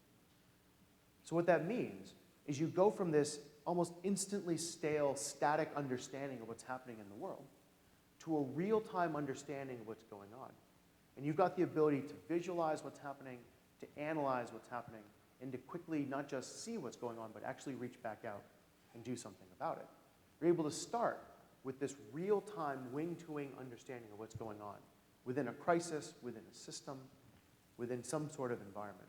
And these wing-to-wing views are the synthesis of hundreds and thousands of completely independent streams of data that fit across the different classes of data I mentioned previously: transactional data, machine data, reference data, and so on. And in this case, the story we're telling is a story using visualization techniques. Because in situations, in crises, the human brain has this amazing ability to quickly look at a diagram, quickly synthesize, and understand what else to go do. We don't have the patience necessary to read a paragraph like we did on the back of an energy bill. But our ability to render through advanced visualizations meaningful insights that affect a decision become very powerful, especially within crisis response. But the key part is that you want to, at any given moment, not only have a real-time understanding of what's going on, but double-click into the raw data to investigate, to further refine or affirm what you think is going on. So why did that light go red? What's going on there? Why is that pump suddenly not behaving effectively? Is it bad data? Is there some sort of bandwidth issue? Is it a mechanical issue with the pump? What is going on? You want that ability to dive into the raw data itself to start to investigate. And as you learn about leading indicators of what the root causes were for that issue to occur, you want to be able to automatically take some action so that your people are focused on those high-value tasks. They're going to spend their time on those high-value tasks. And as you learn more and more about those remediations you're going to go off and take, you're using robots to help you get rid of the noise. This ability to not only understand at a wing-to-wing level what's going on through visualizations that tell meaningful stories, but then to dive into the raw data. Think of that Google search-like experience of the data to understand, well, what's this? Well, that's interesting. Why did that happen? Okay, what about this over here? And how does that relate? We need to have that investigative relationship with the data available to us, but also the ability to get better and to continuously improve and to sit there and say, once I see these 5 things are occurring, I know the first thing I do is call for help, or the first thing I do is reboot the network router, or the first thing I do is this, this, and this. And you can start to codify that as Band-Aids, if you will, that can be automatically or proactively applied. And the library of Band-Aids that you create over time as you move from one crisis to another becomes a tremendous differentiator because you're using humans by exception, because you're starting to work smarter, not harder. And it's your ability to capture that wisdom, to codify that wisdom, to effectively deliver, and you will systematically start to improve the response time from one issue to another. Now, what does that mean for the mission? Our ability to continuously ingest data. Our largest customer, the fruit company that sells phones and laptops, ingests over 2 trillion events per day. 2 trillion events per day. And we're strategically committed to get them up to a quadrillion events per day. And then they keep those events for 2 years because they want to be able to do historical analysis to understand what's going on. So this ability to continuously ingest a tremendous volume of events per day is really important. The second is the ability to combine and correlate that data. So 300,000 independent streams of data are flowing in to generate those 2 trillion events. 300,000 independent streams. And what they have available to them is the ability to do near real-time correlated searches, near real-time ability to connect the dots across any one of those, any subset of those 300,000 streams to understand what's going on. The ability to tell meaningful stories through visualization, to derive insights and tell stories of those insights becomes very important because that's what allows you to make better decisions faster. And finally, to not just detect that something's going on, but to actually reach back out and do something about it. And where that becomes especially interesting is within the world of IoT. We heard from the previous 2 speakers this idea of sensors and what we can do. When we think about IoT, you really have to think about 3 fundamentally different classes of IoT devices. You've got your stationary equipment. And once again, the physics of those devices are quite different. You've got stationary equipment. So think wind turbines, power generators. This stationary equipment operates you tend to have thousands of them, a small number, but they're very large and complex. You tend to have to do some sort of on-prem type data processing because of the volume of data being generated locally. Think of a wind farm in the middle of Nevada or in the middle of Sweden where you don't necessarily have the best network connectivity. You then have mobile assets. These are vehicles in motion, drones, planes, ships, automobiles, and so on. You have human and environmental data. That's coming off of people themselves and the environmental sensors. And how do you not only collect data from these completely disparate types of equipment, but once again, thoughtfully connect the dots across them? Because it's very easy to derive insights from one single piece of equipment, or multiple instances or multiple quantities of the same type of equipment. But we all know that in any kind of mission, you're dealing with incredibly diverse sets of equipment that are out there. You're dealing with hundreds of different vendors or manufacturers that have created thousands of completely different pieces of equipment. And so how do you effectively collect data from that completely disparate, unstandardized set of assets that you have connect the dots across them and have a visual representation of what's going on so you can make those better decisions. And that's one of the really important capabilities or powers that we have, is our ability to collect data from anything. We don't have any requirement of some proprietary or standardized format. One of the important values of the technology that we bring to the table is it's completely unstructured data. It's data that has no format, no standard whatsoever. It allows you to have a common view across a variety of manufacturers, which becomes very important. So some specific examples. We have a car racing culture at Splunk, and we go to track day twice a year. And on track day, we have a range of Honda Civics and Ferraris. So basically pre-IPO and post-IPO employees. Now I'm a post-IPO guy, but that's another conversation. I think Corey back there was a pre-IPO, so lunch is on him. And what we did was we had 29 cars, and we had these ODB2 car connectors. And these are dongles that can stream data off of your car once a second over 3G. And these car connectors, we had 30 of them or 29 of them. We took them out of the box. We plugged them into our cars. We pointed them to a Splunk instance in the cloud. And within a half an hour, we had all of this streaming data coming from all those vehicles. We were then able to overlay that data onto a map of the racetrack. And we're starting to do data-driven race car optimization. Once again, start to finish 30 minutes to get this up and running. So that's time to value. Not a lot of configuration, not a lot of setup. And the reason why that was important is because within 30 minutes, we started to take laps around the track, and we could start to see, why am I taking this turn so aggressively or not so aggressively? How can I get better? And we started to have data-driven discussions on how to become a better driver. Now, what we did was we had a bunch of BMWs, and we defined them as a statistical cluster. And one of those, BMW started to behave differently. It fell out of cohesion. Because when those BMWs hit turn 7, where it was very slow, the engine temperatures cooled down as a function of speed. Except for this one car, the engine temperature stayed hot. And it turned out the person had a fan clutch problem. They had no idea this was going on. And the way we were able to figure this out was very simple machine learning, very simple statistical analysis that said, this is a statistical cluster, and something has fallen out of cohesion. It is a very simple way to do preventive maintenance. You can do that with 5 wind turbines. You could do that with 5 storage controllers. You could do that with 5 Meraki Cisco switches, right? The idea is that it's just statistics and machine learning that can be universally applied to solve a variety of problems. Now, this is amateur hour because the next thing we did was work with Schmidt-Peterson Racing to embed that level of data collection into F1 race cars at the Indianapolis 500. And all three of their cars ended up finishing in the top 10, which is unheard of, given how small they are as a race car company. But once again, it was the power of being data-driven.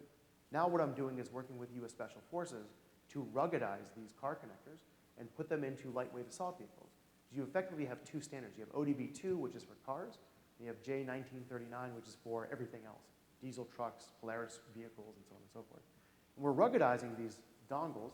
We're able to do preventative maintenance for all of the lightweight assault vehicles that are in training. What you allow to do is the ability to understand what's going on and keep that equipment from failing when it's needed most, in the theater of battle or in the middle of a mission. Once again, we can directly translate and apply those concepts to what we do in a crisis response. The last thing you want is for the clutch to blow out on a truck in the middle of Africa. And more frustrating is if you had the data available that could have detected that you should have fixed that problem 3 months earlier. So the ability to collect that data, derive insights from that data, and actually take some sort of action becomes very important. Another simple example, once again, I spend a lot of time with DoD and intelligence, but we're doing some really interesting things with Special Forces around optimized medical evacuation. We'll show a demo outside. But once again, this work translates directly to first responders. It translates directly to those in crisis, those in very difficult situations. What we've done is Special Forces has smart armor. And what that smart armor can do is detect a sudden increase in force. It can detect a sudden decrease in capacitance, which means the armor has been damaged. So if you have an increase in force on your arm, and there's a low current that's flowing through the armor that is suddenly broken, that means the armor's been damaged. So we're able to take that as sensor data. We're able to correlate that with biometrics data off of the soldier, that heart rate, blood pressure, skin temperature, hydration level, oxygen level, and so on. We're able to say this person's been injured. With simple machine learning, they need an orthopedic surgeon as fast as possible. We can derive that in real time. We then have environmental sensors off of the drones, off of the canines, and off of the equipment. And the environmental sensors tell us that it's safe to extract that individual, that there's no fire around them, that the air quality is okay, there's no radioactivity, there's no chemical weapons detected. And now I know it's safe to extract. I know the injury the person has. I know the type of medical professional is needed to help that soldier. And I know what facilities have the equipment necessary to treat that individual. We're actually able to do optimized medical evacuations to help get that person just to help. But I can apply that same concept to first responders. So if I'm a fire captain responding to a fire, I've got biometrics data I can take off of my firefighters, hydration level, skin temperature, oxygen level, and so on. I've got structural integrity sensors I can take off the building, and microlocation data off of the building to show where people are. And I've got equipment data coming off of the fire trucks, the pumps, the hoses, and so on. And suddenly, I've got this single pane of glass correlating and synthesizing that data, telling me a story, providing real-time situational awareness. And that situational awareness allows me to make the right decision in the moment. And the mission or the challenge that I was given as we were thinking about this problem with FEMA and with DHS was, how do I know that the towers are about to collapse versus watching them collapse? We have the data available to us to connect the dots and then actually do something about it and shift the directive of the mission based on changing dynamics on the ground. Once again, that's all about making better decisions faster and having this ability to have real-time situational awareness. This isn't just PowerPoint. We're actively engaged in the impact cloud, and I feel we're just scratching the surface in the kinds of things that we can do there. And Corey Marshall, who leads our Splunk for Good effort, is a key resource that is personally passionate and spearheading on behalf of the entire company our ability to go use our technology to drive meaningful change, right, for our people. But more importantly, this isn't just a science project. This isn't a one-off thing that we're doing. We have this corporate initiative that Corey championed around Splunk for Good and the Splunk Pledge, which is our commitment as a company to generate or to provide $100 million of value, of technology value in technology, in people expertise, in consulting, and so on and so forth. $100 million over 10 years to help causes like NetHope and to help causes and help the groups and communities that you guys work with as you mobilize to solve problems. So I'm very optimistic for a few reasons. First, no technology or company in the world can do what we do. And that's not arrogant, that's just the fact. And the reason why is because we've been at it for a long time. We've got some very interesting, very crazy, very edge use cases that have fundamentally stressed the system that we've created to make sure that this thing's ready for prime time. And so I feel we have this technology advantage today as an organization, not as a company, but as a community. We have this technology advantage available today through the use of Splunk technology, through the Cisco technology, through the Microsoft technology, and so on. That is an advantage we are, I think, only starting to tap. And so how do we effectively take advantage of these resources we have available to us to drive meaningful change? But back to that GE story I talked about and this idea of driving transformation, you've got to have the conviction to drive change, and it's as much about culture, and it's as much about earning the seat at the table with those responders running operations as it is technology. To be honest, the technology is the easy part. We know it's hardened, we know it's ready, we can all dream of what's possible. But how do we collectively have the conviction to actually do something about it to drive meaningful change? And so that's what I really get excited for. At Capitol, I walked in every day expecting to get fired because I would rather be infamous than unknown. And what I mean by that is I would rather sit there and beg for forgiveness and let my results do the talking than sit there and try to persuade you through PowerPoint and through whiteboards that this is what's possible, this is what isn't. And a big part of the Splunk Pledge is playing to that swagger and playing to the attitude that we have as a company, which is we're all about begging for forgiveness. We're all about being exposed to really interesting, really gnarly problems. And we've got people on staff whose sole job, day-to-day job, and some of them are here this week, their sole purpose is to sit there and work with you, take your data, solve and do some really interesting and magical things, give you those results, and then you can use those results to do the talking, to earn a seat at the table. So we're very excited. I said, Corey's in the back. You can raise your hand, jump up and down. He's got the purse strings, and he's got the resources. I said, I'm the CTO of the company, and this is something that's very passionate based on my personal experience. And I'm very excited to work with you guys and to partner. Once again, there's no time. Your mission and your ability to mobilize has never been more important. And so I look forward to working with you guys for the rest of the week and beyond. Thank you.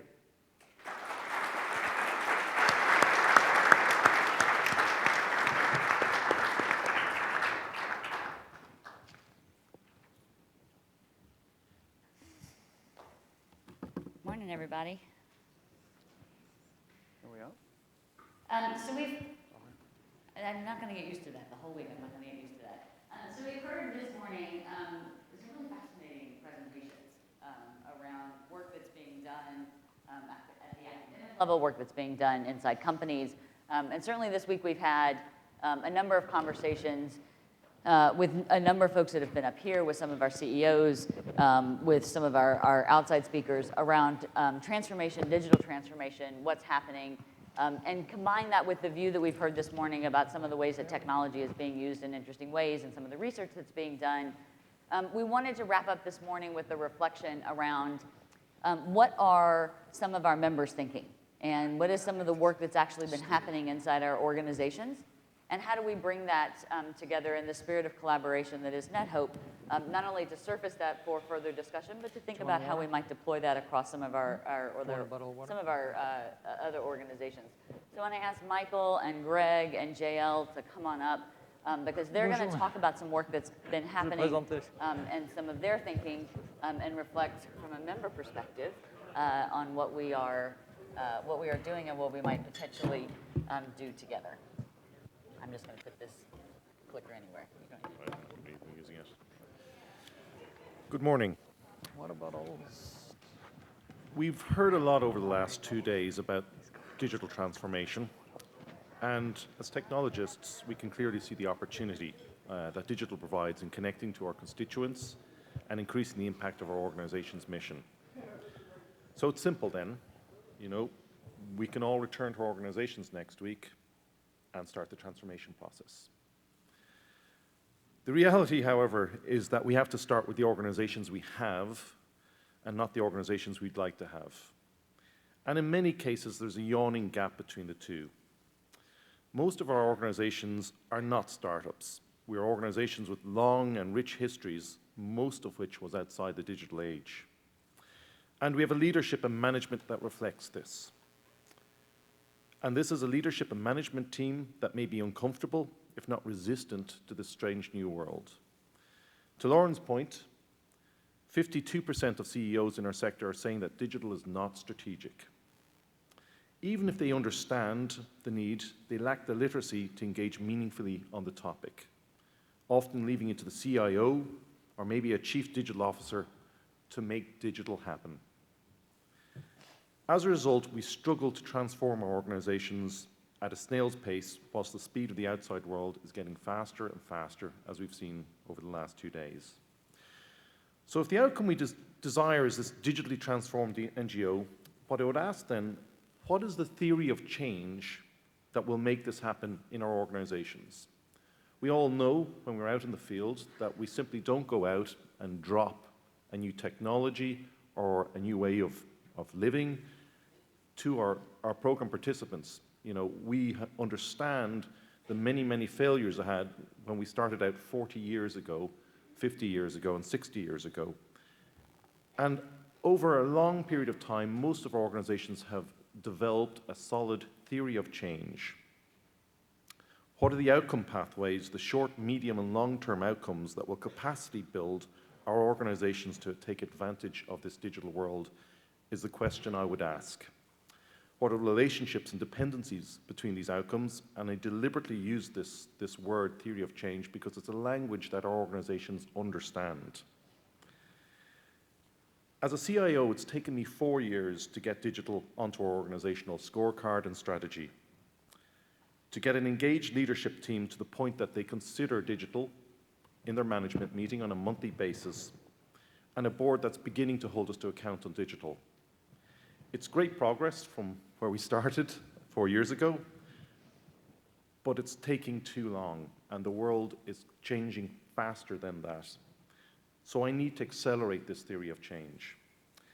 So to my mind, a critical part of the collaboration that is NetHope is its potential to act as a catalyst here, a catalyst for that change and a catalyst for that theory of change.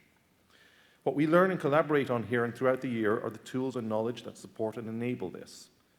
And most importantly, again, to accelerate it, because we learn from our mistakes. Furthermore, the ultimate success of a theory of change is the ability to demonstrate progress on the achievement of outcomes. And this can only be done when we have something to measure against, which is our peers. Today we'll see the introduction of one of the crucial building blocks, to my mind, the NGO reference model.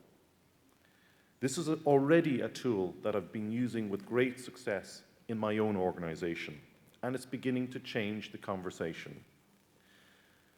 We now have integrated this as a key measure in our organizational scorecard. We view it as a crucial intermediate step in the theory of change in our organization to digitally transform our organization.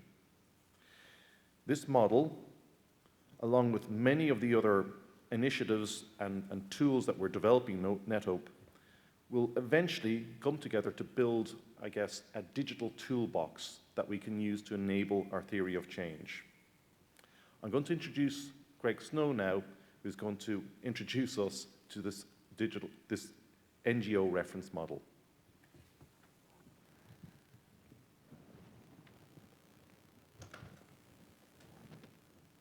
Clicker. Great. Okay, so I'm Greg Snow. I come from the global south, a little island called Australia. And about 4.5 years ago, I moved from the private sector to Save the Children International in London. In my role as Director of IT Architecture and Innovation, I wanted to bring a more holistic approach to IT by introducing enterprise architecture.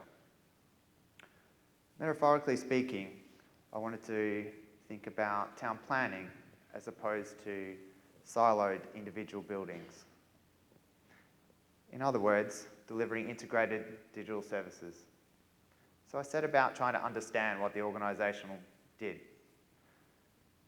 I couldn't find anyone to give me this complete picture, so I decided to look externally, even though I was told we're very different for every other NGO.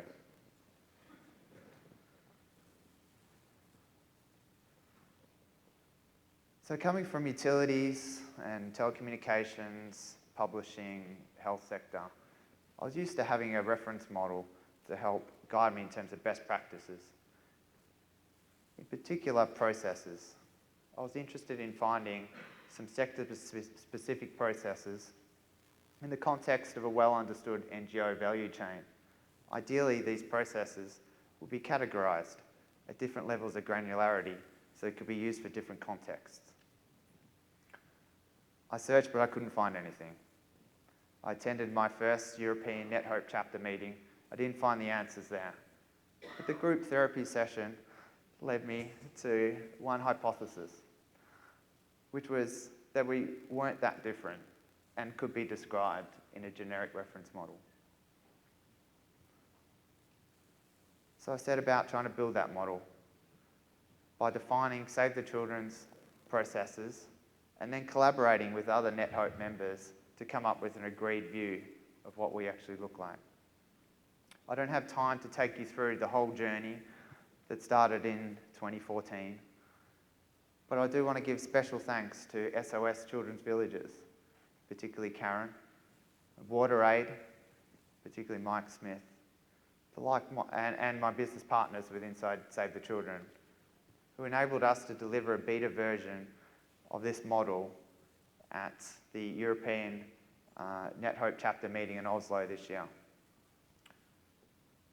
At this meeting, we were able to get other NGOs involved: Trocare, Medair, NRC, DRC, IFRC, VSO, and CRS, to help validate the model and do some benchmarking. So before showing you the model, I just want to put the model in a bit of context about how it can enable digital transformation. I see digital transformation and digital strategy being born in the nexus of 3 Ps: people, platform, and process. People being staff, beneficiaries, government, donors. Platform could be cloud or non-cloud, IT services, ERP, social, mobile. And process.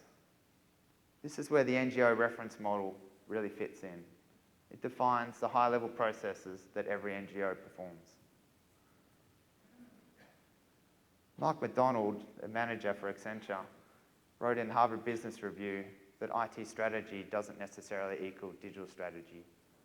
And this was echoed by Jeannie in her speech on Monday. Often the IT strategy originates with a platform mindset with a sprinkling of people and process. Developed some time ago, the Save the Children IT strategy had a number of business process blind spots. And as we've gone into implementation, we've actually found issues with process definition and interdependencies between those process definitions hindering our digital transformation. Jeannie mentioned that there were two approaches to digital strategy: customer engagement and digitized solutions. By defining these key business processes that we all do, the NGO reference model can help deliver the operational backbone that underpin these two approaches to digital strategy. So to the model. And whether you are saving trees or whales or delivering water pumps or saving children, we all start as an NGO with a context. And we try to impact that context positively in line with our vision and mission. We've defined the 4 primary activities to deliver that impact: program design, fundraising, funding management, and program delivery. The arrows would denote that these happen in sequence from left to right, but that may not always be the case. Sometimes you start with fundraising before you do program design, as an example. But the idea is that you actually perform all of these processes. We've also defined the enabling activities: organisational management, governance, knowledge management, supply chain, finance, HR, and IT. This is just a high-level view of the model. Underpinning this are 54 processes, which give a lot more granularity to what we do. Each of these processes are unique. They don't overlap each other. And they're of relatively the same amount of importance. The language that we've used should be familiar to everyone. The model we've tried to keep simple, but detailed enough to be useful.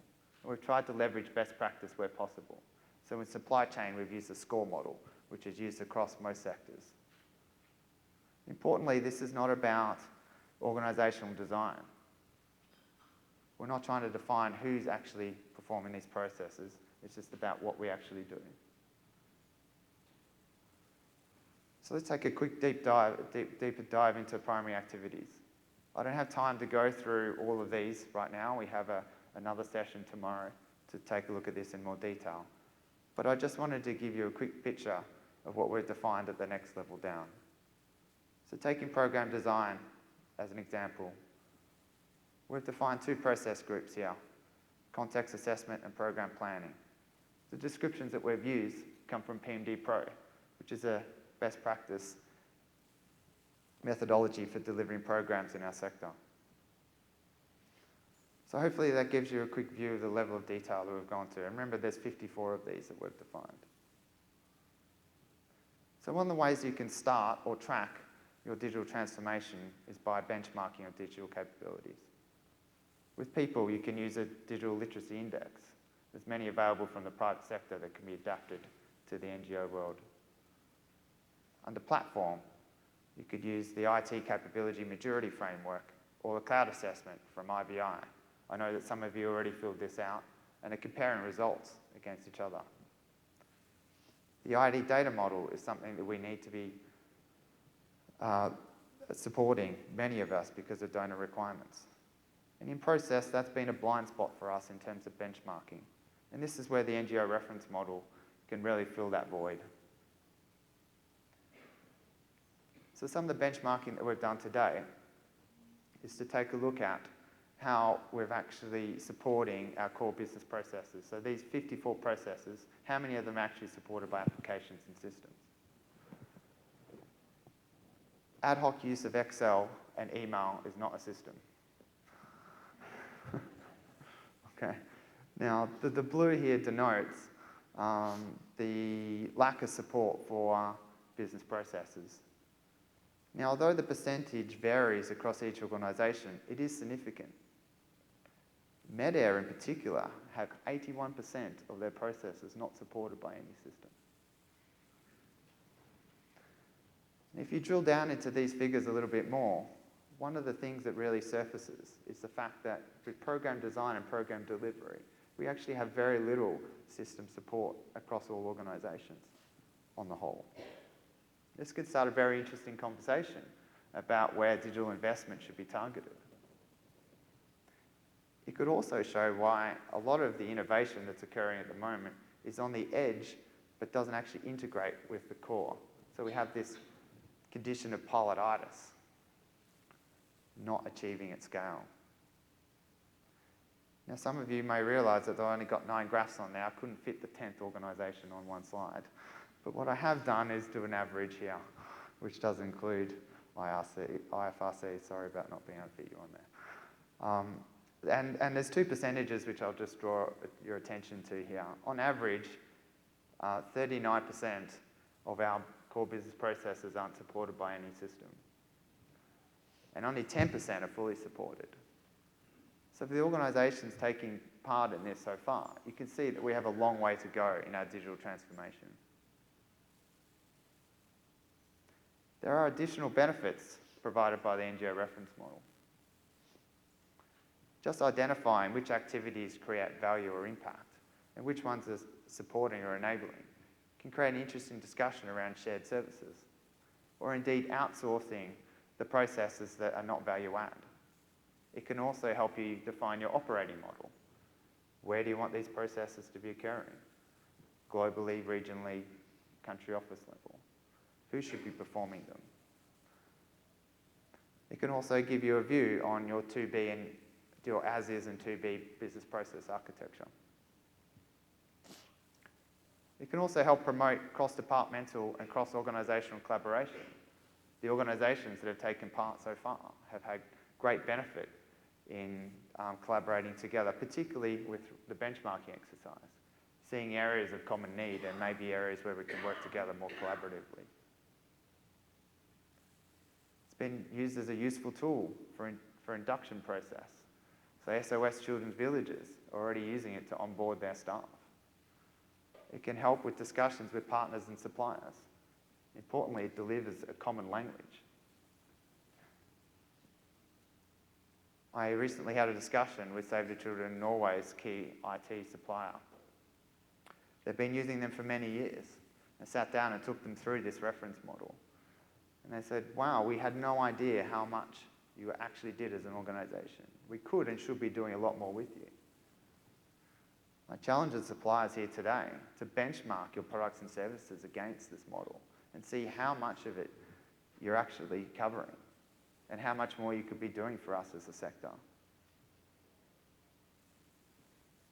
The model also helps to mainstream enterprise architecture into NGOs. It gives management and donors and other stakeholders a view of these key business processes, the operational backbone that needs to be digitised. When I showed a version of this model to our previous CEO, she said, why haven't I been involved in this? Getting the C-suite involved in enterprise architecture has been very difficult, but this has provided an interesting and useful lever to make that happen. Michael Duggan showed the model to his CEO recently. And after finally accepting that the organisation was actually doing all 54 processes, he sat back and commented, we're asking IT to do an awful lot. Light bulb moment. The percentage of business processes that are supported by applications now show up in their organisational balanced scorecard as a KPI. That's really significant. So a lot of our NetHope members are old and large and have unwieldy organisational structures. And sometimes in all this complexity, you lose sight of what we actually do as an organisation and what actually needs to be transformed. The restricted funding model that many of us have can hinder digital transformation and innovation. In the private sector, these types of models were delivered many, many years ago, and have been used to transform a lot of the core through significant capital investment. A lot of us don't have the amount of unrestricted funding to do this at pace, so it's even more important that we work together to make this happen. Understanding and benchmarking the 3 Ps, people, process, and platform, is one way to evaluate the capacity and capability of our organisations to leverage digital transformation. And this, in turn, can provide our boards, management teams, and donors with the understanding to plan and deliver changes needed to become a digital NGO. My call to action to you is to attend tomorrow's deep dive session on the reference model. We need more validation and benchmarking of it. And this will be led by Mark Smith, who's been a fantastic contributor, thank you Mark from WaterAid, to the model. Thank you.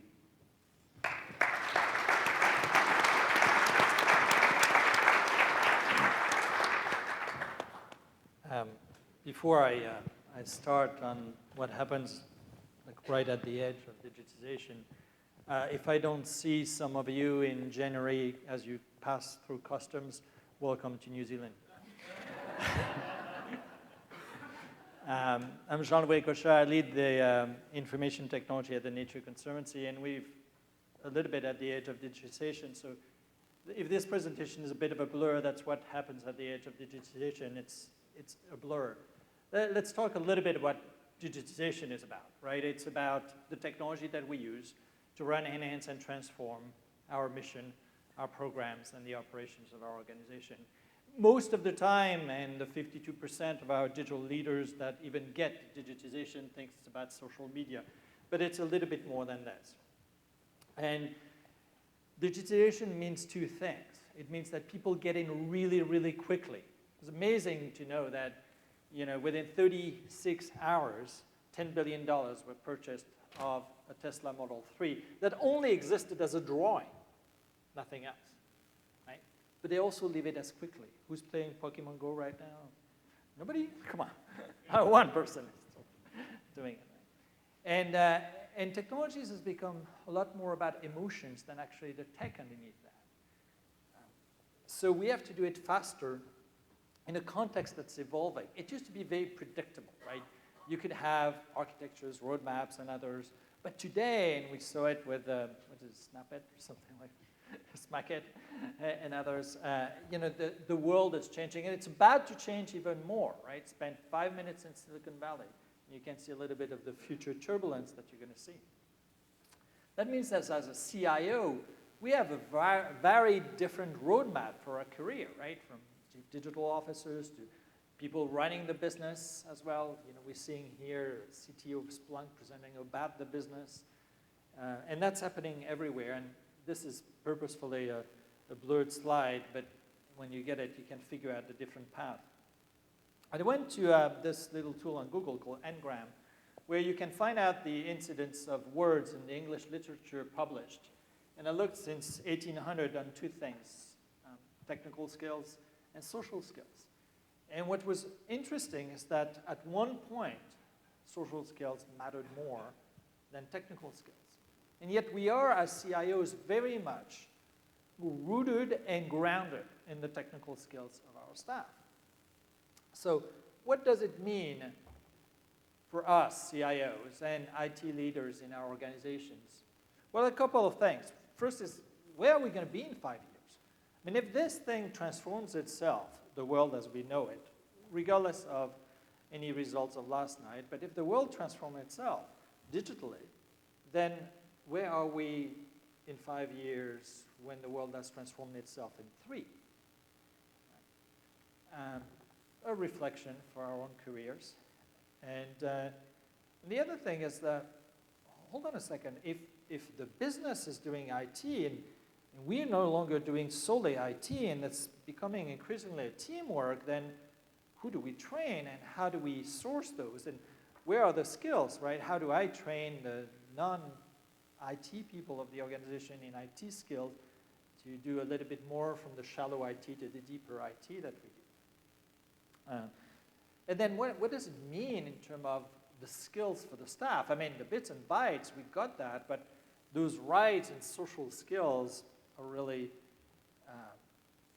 weird because we kind of are all nerds, and I'm very much one. I'm kind of still a programmer at heart and others. So can we become more like the jocks in school, the more influencers and others of the world? And what does it mean for our staff? And also, I mean, if that technology is about to change 10 times, 50 times in the next 3 years, then how do we gain the skills rapidly? This is an interesting slide. I want you to look at it for a second. Those are the new non-technical skills that are demanded of IT staff. And then on the right-hand side is a little bit of an assessment of the proficiency of existing staff into this. And you will see that while proficiency in skills such as organizational awareness, most of our IT staff have a clue about what we do as a mission, right? If not, you may want to consider letting them off, just a hint. But, or analytical ability, right? Who doesn't have analytical ability? It gets really, really more difficult when you talk about asking your IT staff to have strong influence. So to wrap it up, you listened to Michael, and he said, in this journey, one of the first steps is to have a conversation with your executives. And Greg followed up and says, hey, and here is a tool that can ground that conversation. What I'm telling you is that it doesn't get easier when you're at the edge. It's very dangerous and blurry.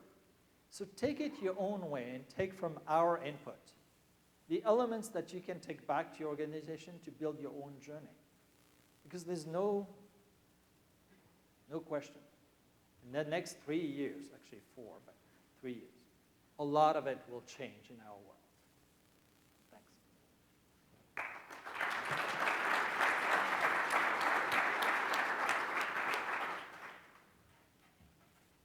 So I think it's interesting that the conversation we've had over the last couple of days, especially reflecting back with the conversation that we had with some of our CEOs on Monday, right? And the challenges that they were facing in launching digitization. We've just got a couple of minutes left before we move into the rest of the day, but I wanted to ask each of you, one of the things that that is so wonderful about this community, and this is evidence thereof, right, that this work has come together.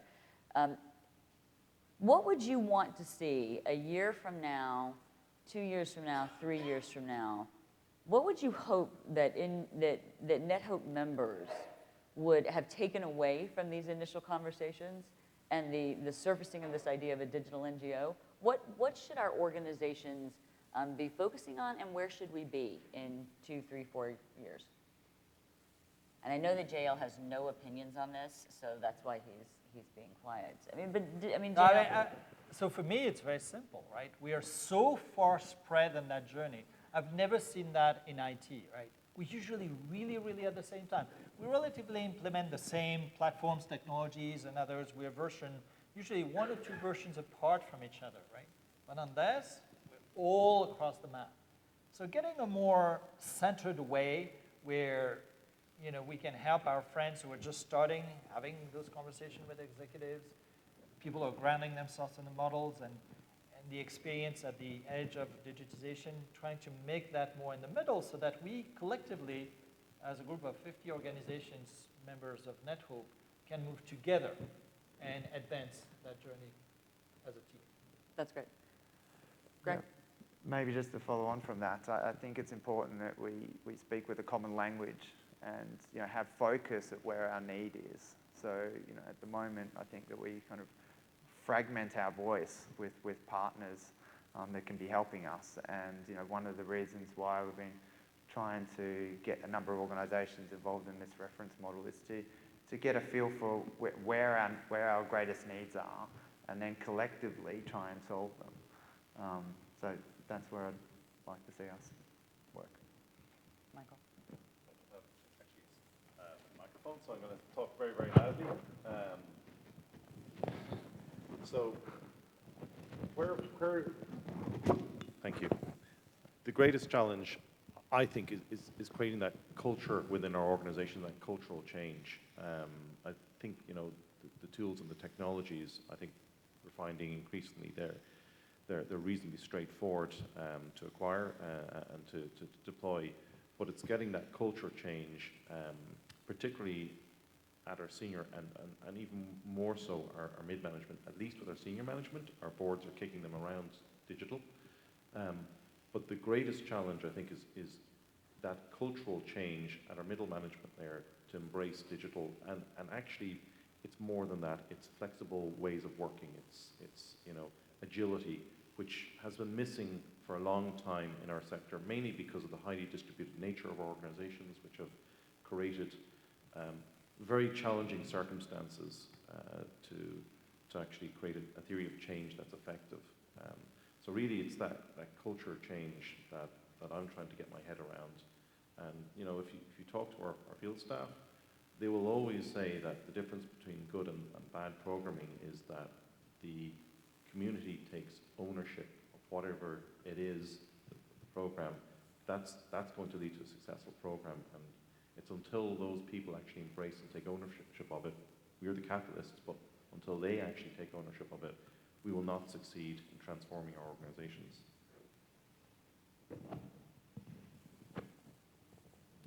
That's really helpful.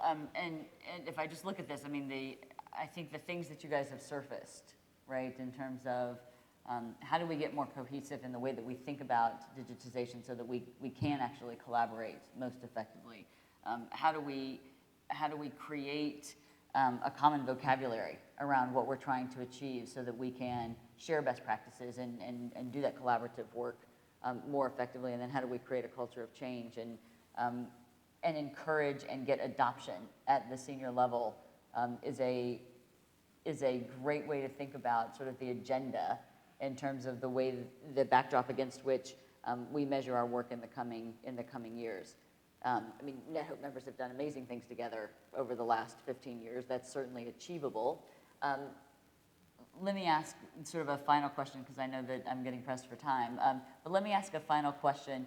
And on a morning where perhaps we all need a little optimism, how optimistic are each of you in terms of our ability to do that collectively as a community? Oh, no, come on, guys. We need a come on. Sorry. So, yeah. So I'm optimistic because I see that happening from both ends, the end of the nonprofit and the end of the for-profits. The for-profits are starting to get into our missions, and we're getting into their business, right? The revenue model of the NGO is increasingly blurring with impact capital, for example, into the revenue model of the for-profit, and the for-profit is increasingly realizing personally and deeply, sometimes at the CEO level, that you just can't leave a planet behind in the state that they found it. They'd have to leave it better than they found it. And so the two arrive essentially at a colliding point where this will happen. Now the question is, what is our role into it? And there I'm less optimistic, because our institutions are grounded in tradition and history. And in great part, it is that tradition and history that prevents us from moving at the pace of digitization. To answer it slightly differently, I have to be optimistic. In our sector, no organization has the right to live forever, and a lot of us actually have put it into our organization that we will have a termination date. And for example, Bill and Melinda Gates, they have a date that they're going to shut down. Concert Worldwide actually have that too. So none of us have a right to live forever. The problem is that unlike an internet startup, which may fail, or other types of organization, and the employees go off and get new jobs, when our organizations fail, people get hurt. So the challenge in my mind is that, you know, what is NetHope about? It's trying to, through this collaborative exercise, to prevent that occurring. So I'm optimistic because we're here. I'm optimistic when I go to chapter meetings, because I genuinely feel that there's this group of people that are trying to make our sector not fail and make it succeed. So I think, look, I think what we're doing today and this summit is part of actually transforming organizations. We have to do it. So I have to be optimistic. Yes, I'm on. Yep. Also optimistic, but it may be in a slightly different way. I think that with sort of funding squeeze on many of our organisations and through the sort of digital world that we live in, this interconnection and sort of networked organisation models that a lot of us are adopting through partners as well. We're actually going to be forced to work more closely together, whether we like it or not. And I've been really encouraged, particularly by the new members joining NetHope, about how enthusiastic they've been in collaborating together. So yeah, I'm optimistic. Well, I'll take 3 votes for optimism any day, but certainly this morning. I do think it's interesting that that all of those comments that come together in a way that really reflect the mission of NetHope. When we retooled the mission, 18 months ago, around committed organizations that were committed to changing the world, I think we see that come through over and over again.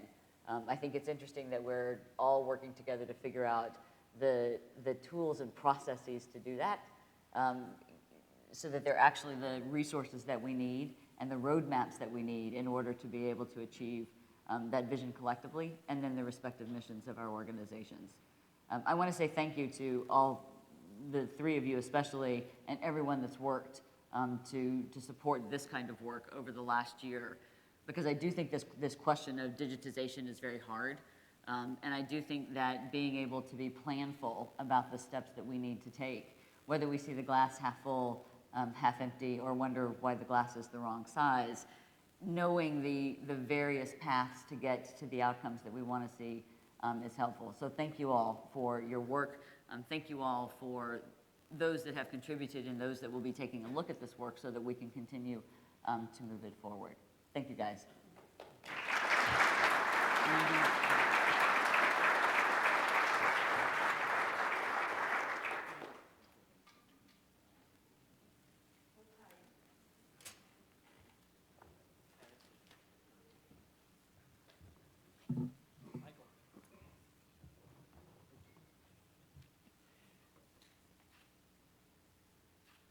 You guys noticed we've had these great photographers with us this week. We're going to have really amazing pictures from this event, which is terrific. Just a few comments and one little moment of levity before we go to our morning break. Frederick and David and I were conferring, and we decided we could use a little levity, and David agreed to come and introduce what that's going to be.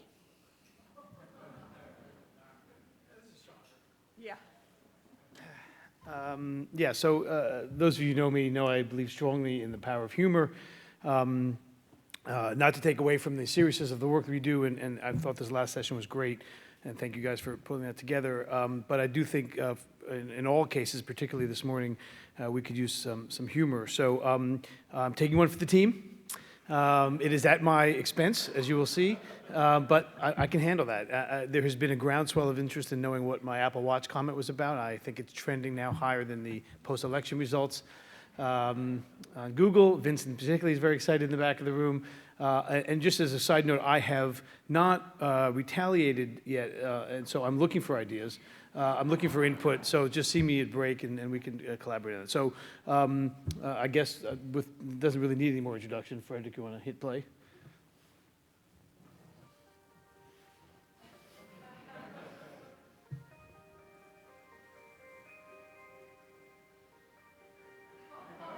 No.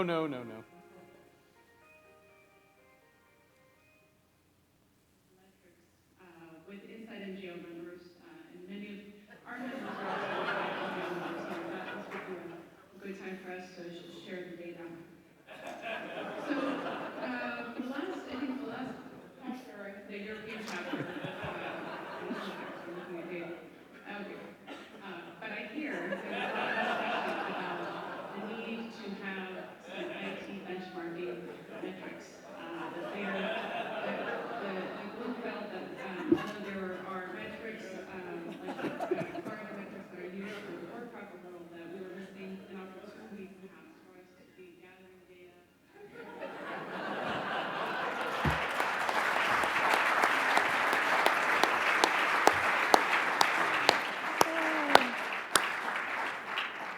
I've actually seen that before, and it was the best I've laughed yet today. Thank you, David. Clicker. Last few announcements. We will not have closing remarks today, so you get them now. Once again, if you weren't in the room this morning, you'll need to know this.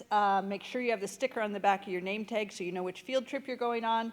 I've been informed that the Georgia Tech bus is really going to leave like at 3:05 sharp, so please make sure you're out there at 3 o'clock to get on it. The library one might be a few minutes after that. Get on the right bus, and remember that not to take anything with you you do not absolutely need. This evening, we're having a wonderful celebration sponsored by CDW. I mentioned enough about it this morning. A couple things about tomorrow morning, since these are your closing remarks for the day. Yoga will be again tomorrow at 6:15 a.m., and I was asked to let you know that if you're going to come, you don't have to wear anything special. Anything loose will work, and to bring a towel or a mat that you can lay down on the floor. I think they meet here in this room. And we'll be starting again at 8 o'clock a.m. I want to ask Ben Weiss to come up now. Ben is with CDW, and he'll give you a little introduction to tonight's event.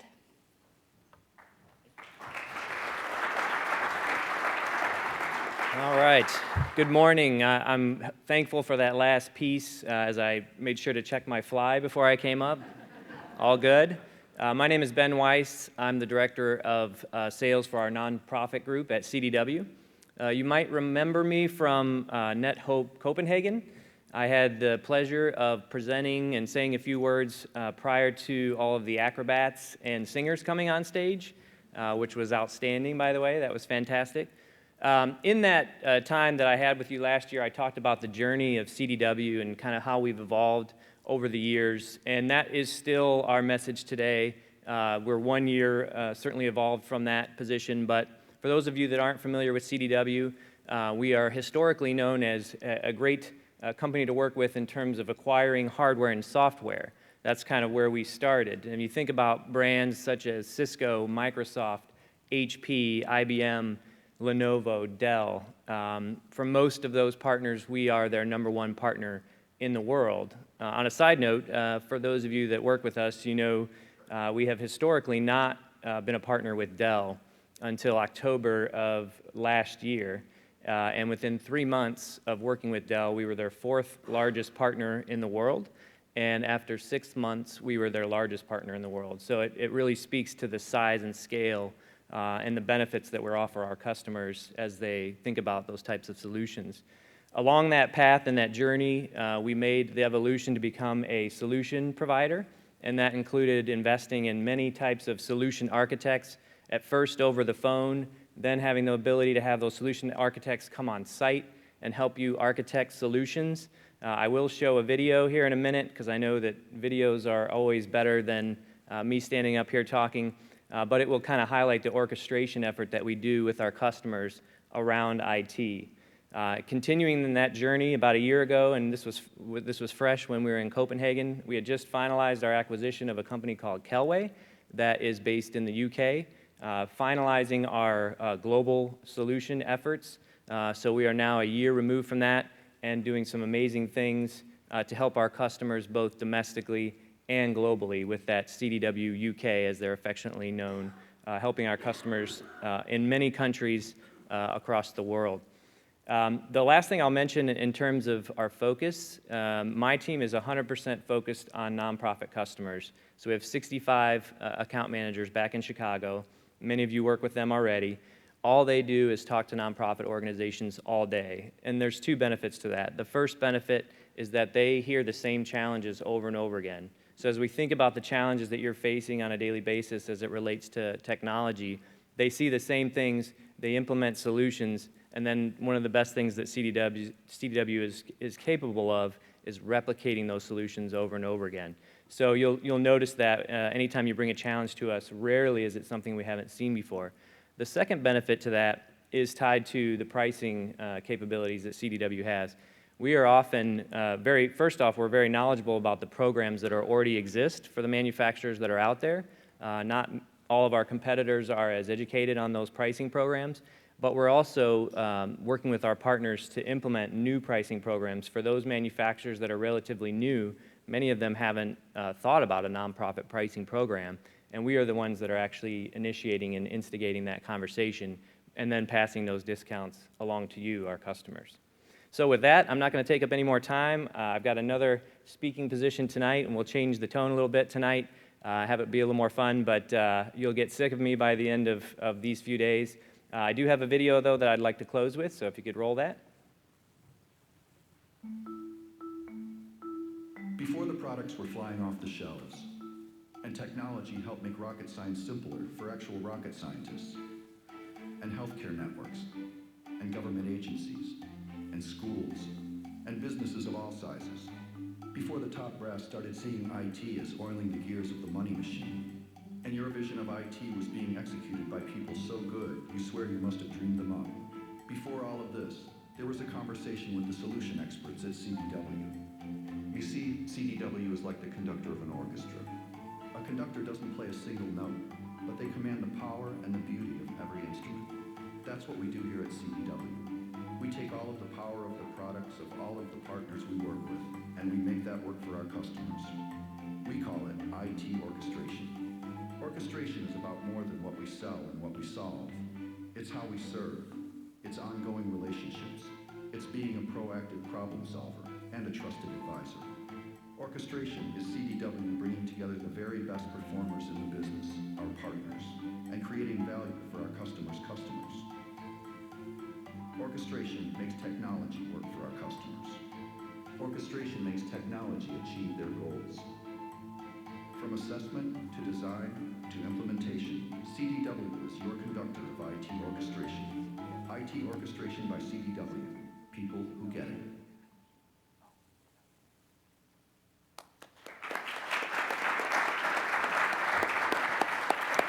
Thank you, Ben, and thank you to CDW for sponsoring our event tonight. You are now free to go on break. You have until 11:15 when you're due at your first breakout session. There will be 2 more breakout sessions after lunch, and then we'll be going on the tours. Thank you very much.